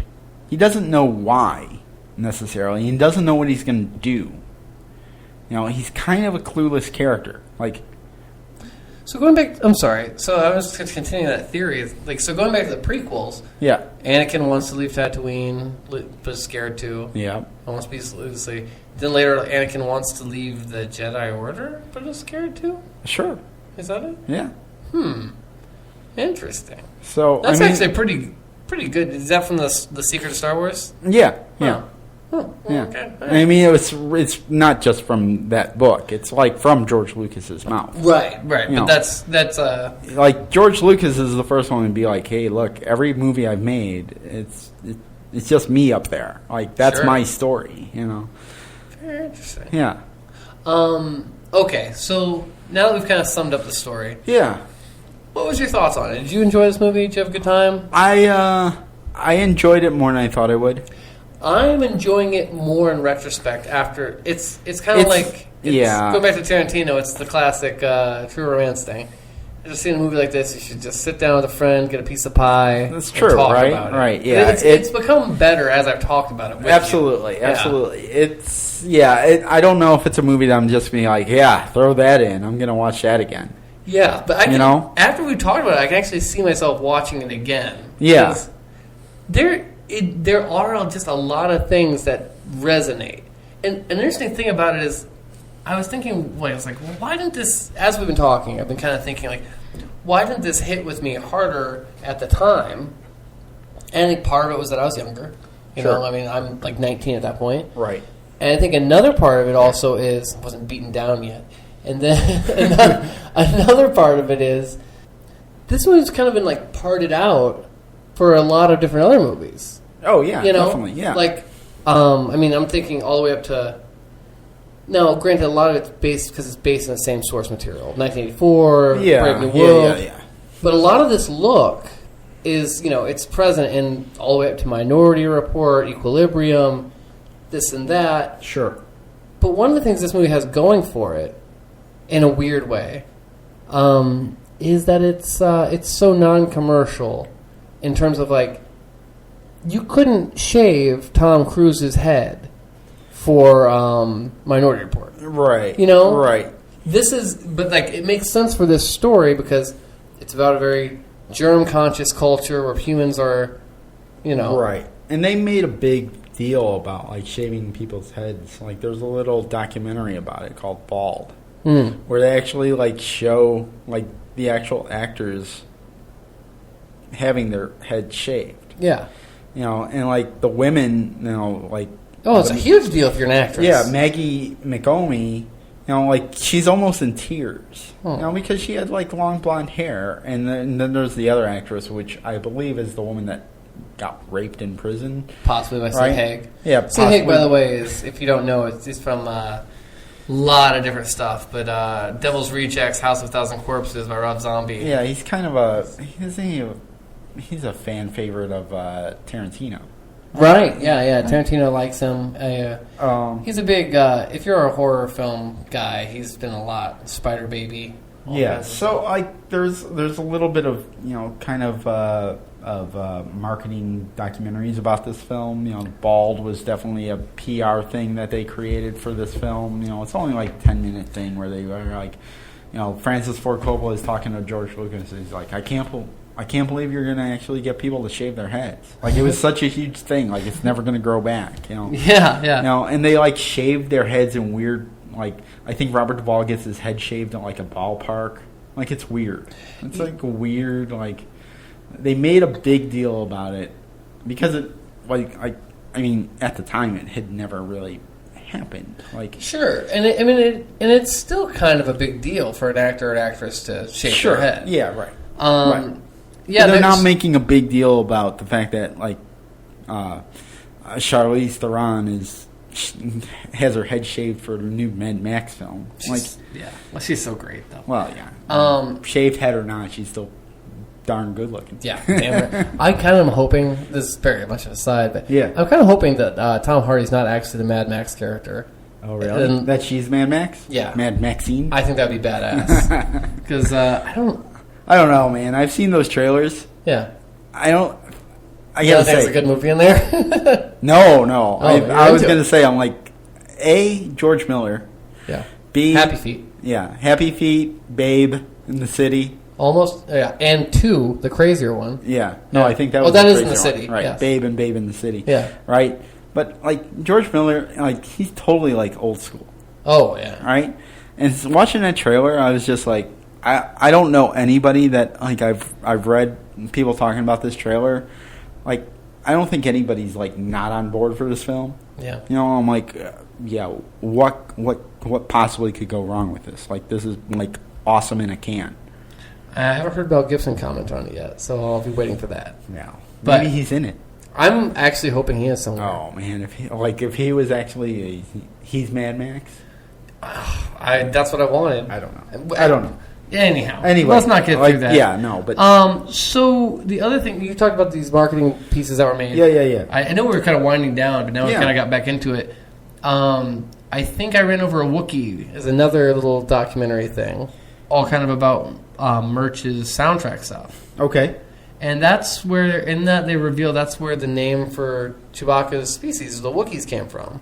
Apparently, one of the overheard chatter things is some made up, all right, I think I ran over a Wookiee. All right. Yeah, I totally believe that. There's so much chatter in this movie. Because I guess a lot of that radio chatter is actually improvised. Yeah, I believe it. And like I said, I think that like a lot of the humanity in the movie comes from that chatter more so than from the cast. Mm-hmm. It's like, it seems like some of the chatter is more, like you said, it's improvised. So it feels like it's more like naturalistic than what the actual cast is saying. Like the cast, nothing against the script, but like when Donald Pleasance is talking, like you you tune out because what he's saying is almost more gibberish than the actual chatter. Well, that kind of creepy sociopath talk. Yeah. It's just, I forgot, since we're just kind of running through things here. Yeah. I forgot the movie opens with that Buck big Rogers opening. Yeah. I was just going to bring that up myself. The opening of this movie is actually a trailer for Buck Rogers. Yeah, for the old cereal. Yeah, the original Buck Rogers cereal. Yeah. And, like, that is so, like, manipulative. It's like, hey, watch this movie. You're gonna watch this movie. Like, if you're, like, in 1971 going to see this for the first time and you see that up on screen, it's like Buck Rogers and the adventures of, outer space, and it's like a fun, rip-roaring romp, and a big adventure. And then you're met with, like, this sterile, cold movie, and it's like, wow, way to pull the rug out from under you, George Lucas. And that's what I find so interesting is that, like, and then a few years later he's going to go make, in 8 years, he's going to make Star Wars. Yep. Which is a tribute to these Buck Rogers movies. 6 years. This is 71. All right. So he's going to make that in 6 years. Yep. Which is like a pure dream fuel. Sure.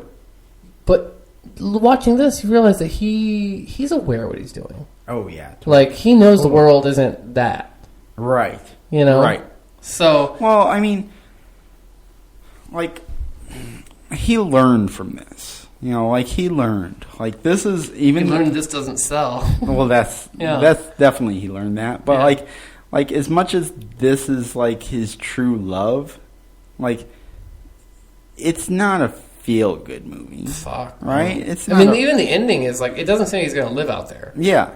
Right? It's not a feel-good. And, you know, we're coming off of the Vietnam War. We're coming off of, you know, a lot of bad things in the world happening. Mm-hmm. And, like... You know, like, maybe with, like, Francis Ford Coppola kind of pushing him into making, like, American Graffiti, but he's like, hey, George, how about lighten up a little bit and make something that's kind of fun, right? Yeah. And American Graffiti, it has its darkness. Right. It's, like, it may be more fun than THX, but I wouldn't say it's, like, more fun than Star Wars. Right. It's still a tough movie because there's no real through line, you know? Sure. Like, who am I supposed to be following? Who am I supposed to be rooting for? Like, who? It's just a bunch of guys in cars talking to one another and having good times cruising. And it's funny, though, because then he does Star Wars, which, like, epitomizes the 3-act structure. Yeah. You know, really structure. Yeah. But then, by the time we get to the prequels, it starts getting more to this kind of, who's the good guy, who's the bad guy, what am I following? Well, yeah. I mean... you know, and there's this dark, that cynical vibe kind of sinks back in. I think that there's... It's interesting. I think there's an episode in us. I don't know what it will end up being, but, like, there's an episode in us where we're, like, following George Lucas's life and how it connects to the movies, because, I mean, having read these books, you know, the Secret History of Star Wars, and now I'm on to how Star Wars conquered the world. Mm-hmm. Like, Lucas went through some hard times. Sure. Like, Marsha Lucas slept with that lighting fixture, man. But according to these books, like, she took him for a lot of money. Right. You know, and, like, he had to rebuild his life, his empire, to get to the point where he could make those prequels again. You know, like... That's interesting. So in a way, his own, like, American Zoetrope setup was kind of ruined. Yes. Yeah. Basically, like, and I will do more research before we get to an actual true episode about this, but basically what they're saying is, like, Lucas got hit hard financially. And then he gets to the point... From everything that he built up with the original trilogy... It was basically taken away from him because Marsha divorced him. You're right. This is totally different episode. Yeah. So now I'm thinking, like, well, then he builds it all up and he gets to the point where he sells it for enough money that he could actually do whatever he wants forever. Right. And he's too old. Well. Or is he? Or is he a robot? Interesting. So I just want to run through some other influence stuff. And this is just stuff I kind of jotted down as I was watching it. Yep. This film... Because I was really searching hard because I was like, this is actually pretty original, right? Sure. In terms of visually. For the time, yeah. Like, and I was trying to name some influences, and right away I spotted, like, Alphaville. The Jean-Luc Godard film. Now, I know I watched Alphaville back in my education as a young film buff, but I don't remember it very well. Godard is a name that I found very imposing. As a college, I was like, I kind of avoided him because I was like, him and Bergman, because I was like, oh, those are the two snooze fests, right? Right. But both of them have a very big sense of humor, and Godard especially has a lot of, like, stuff that's kind of more pulpy. Like, this movie, Alphaville, is about, it's supposed to take place in the future, but the future is all kind of done by shadows and trickery. It's a noirish kind of looking thing. Right. It doesn't necessarily look futuristic that much, but and it's about Lenny Caution is a detective looking for Dick Tracy, who has been lost in Alphaville, a city ran by a central computer. It's a dystopian thing, falls in love. It's a whole noir tale in a futuristic world. I do remember the noir of it. Yep, and it's noir. The vibe is very THX totally has that vibe. Yeah. Especially with because there's a lot of robot chatter kind of stuff in there too. Okay. Not quite like this, but right. Also, this is 19, and that came out in 1965, so it's 5 years before they made this. Sure. Now it's a classic. Back then, the French New Wave stuff was only a few years old. You're right. So it's 1970, so NASA is actually a pretty big influence. Like these control rooms and definitely. I mean, we had just gone to the moon. Yeah, right? Yeah, and there's all that, you've been watching all this stuff, these people, very professional people, like watching readouts come out and stuff. Right. Yeah. That's what's funny about the technology in this is it feels very futuristic, but like when they're showing the technology, it's like data tapes and there's literally a scene dot matrix printouts. A guy watching, like not a computer monitor, but a dot matrix printout printer, just watching it. Yeah. And I was like, that is so weird. It still feels futuristic, even though the technology isn't. Totally. Yeah. I have Planet of the Apes down as possible influence. Sure. Now, the influence is on. Yes. You could go on forever. Yes. But I'm just going to jot down a few. Terminator 2, the T-1000 has totally got to be a nod. Right? Absolutely. Yeah, absolutely. Brazil. Yes. Terry Gilliam's Brazil. Yes. Granted, they're definitely pulling from the same source material, kind of Brave New World, kind of 1984. Right. But I would argue that it's pretty similar. Now, granted, Brazil and 12 Monkeys, I think are both aware of La Jetée, the French short films all told in still pictures. Yeah, right. I can't remember when that came out, though. That might actually also be an influence on THX 138. Possible. So I put Terry Gilliam, like pretty much all of Terry Gilliam's future stuff kind of has ties back to this. Absolutely. People with big earmuff things, Right. Back to the Future. An old school winged car, retrofitted to look futuristic. Oh, sure. Totally get that. Yeah. The cars in this definitely had seemed retrofitted. Totally. The Matrix, people being, sucked out of their humanity to serve some greater machine-like purpose. And also just visually the White Room. Oh, yeah. Absolutely. Tron, that chase sequence. Sure. There was less neon, but yeah. A lot of Spielberg, Minority Report. You added BBC, like Red Dwarf. Yeah, the Red Dwarf thing. Yeah. So it really, for a student film, had a massive impact. I mean, I think that's the thing to take away from this is like, it's when all is said and done, George Lucas is not going to be known for this movie. Obviously, he's going to be known for Star Wars, right? But this is really the start of everything. This is the thing that if people have talked to him about his movies, and this is the one he gets giddy about. Still, it's like this is his true love. This is his baby. Well, it's funny. This is the thing he cared about. I wouldn't I wouldn't be like, hey, put this on a Sunday afternoon for a fun romp. But because it's not really a John Q. Public thing. It isn't. But like you said, talking about who was the filmmaker you were talking about earlier, who watched it and was like, this just Frank Darabont. Frank Darabont. Yeah. It's one of those movies that those people cite as that was massive. Right. Right. All big directors love suspense, love duel. Right. Eraserhead. Sure. David Lynch's kind of not student film, but his first movie. It's kind of the first midnight movie. It kind of makes sense now why George Lucas would feel that companionship with him. Sure. Want to bring him on for Return of the Jedi. Sure.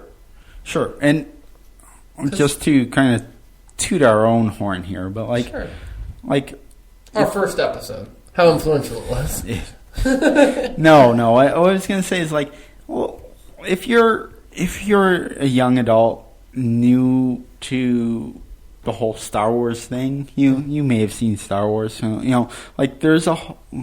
we're well aware that there's going to be a new generation of Star Wars fans out there that may find the sequels better than the prequels and the original trilogy. Right. That probably is going to happen. You know, because Star Wars is going to exist beyond, for many, many years, right? Yes.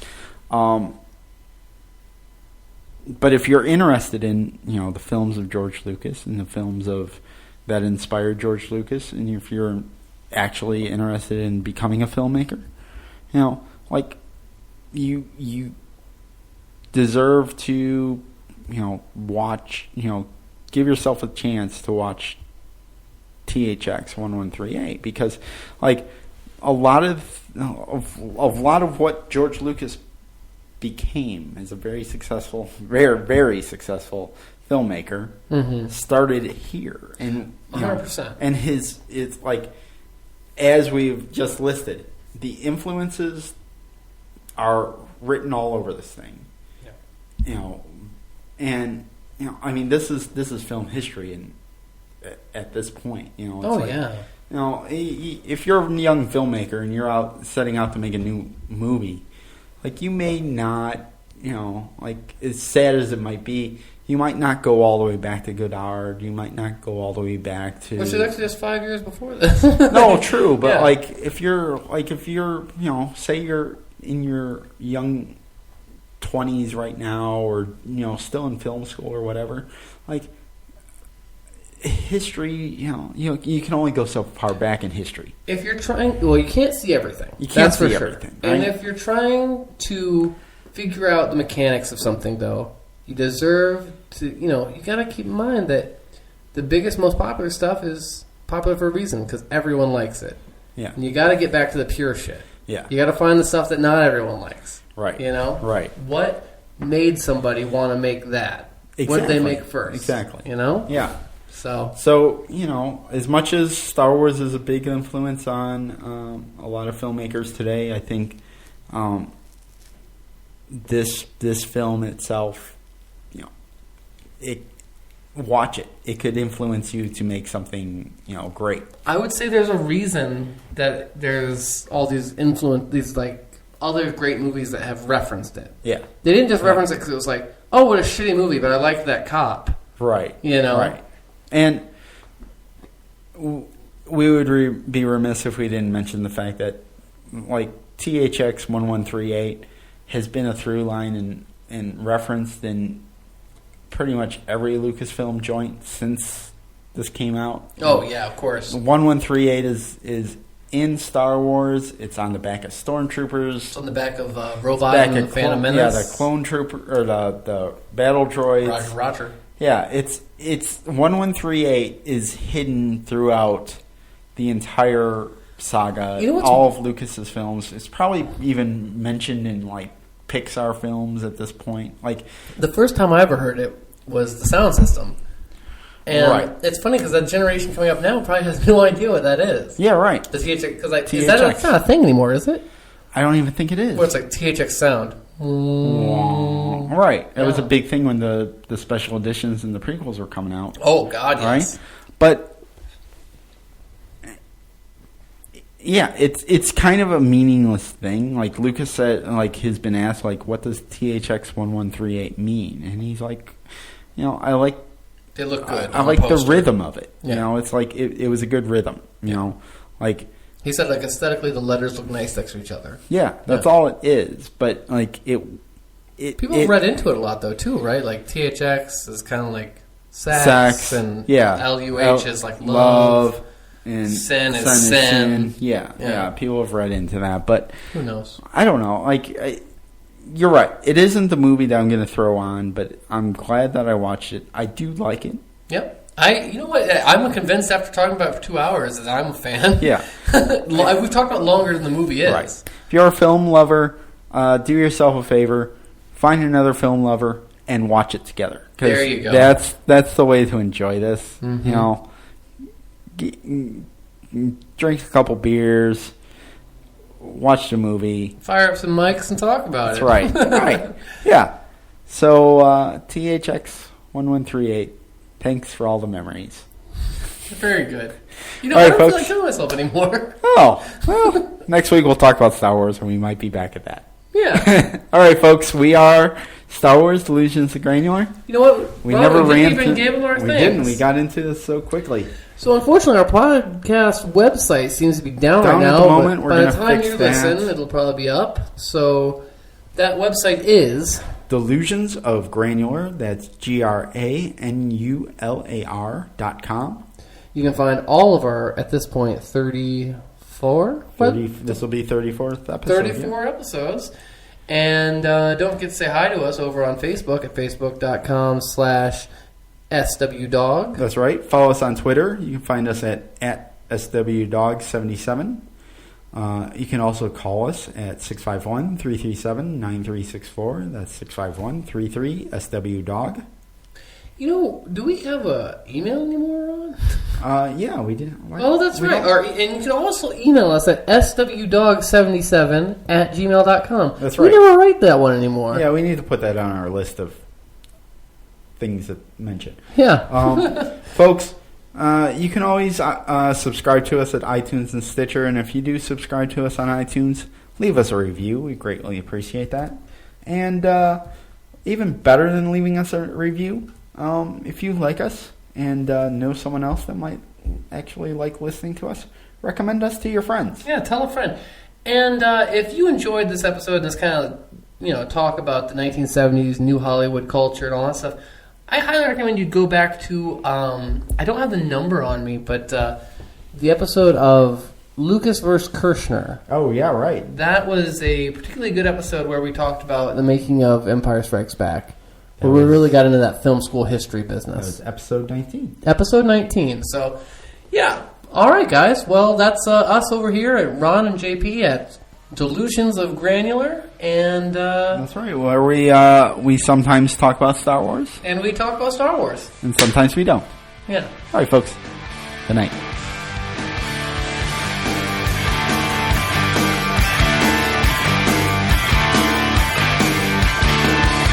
It's a blockbuster summer.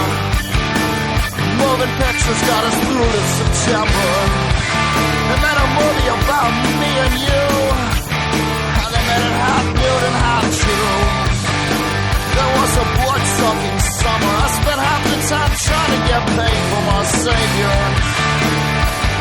Swishing through the city center, I did a couple favors for these guys that look like Tusken Raiders.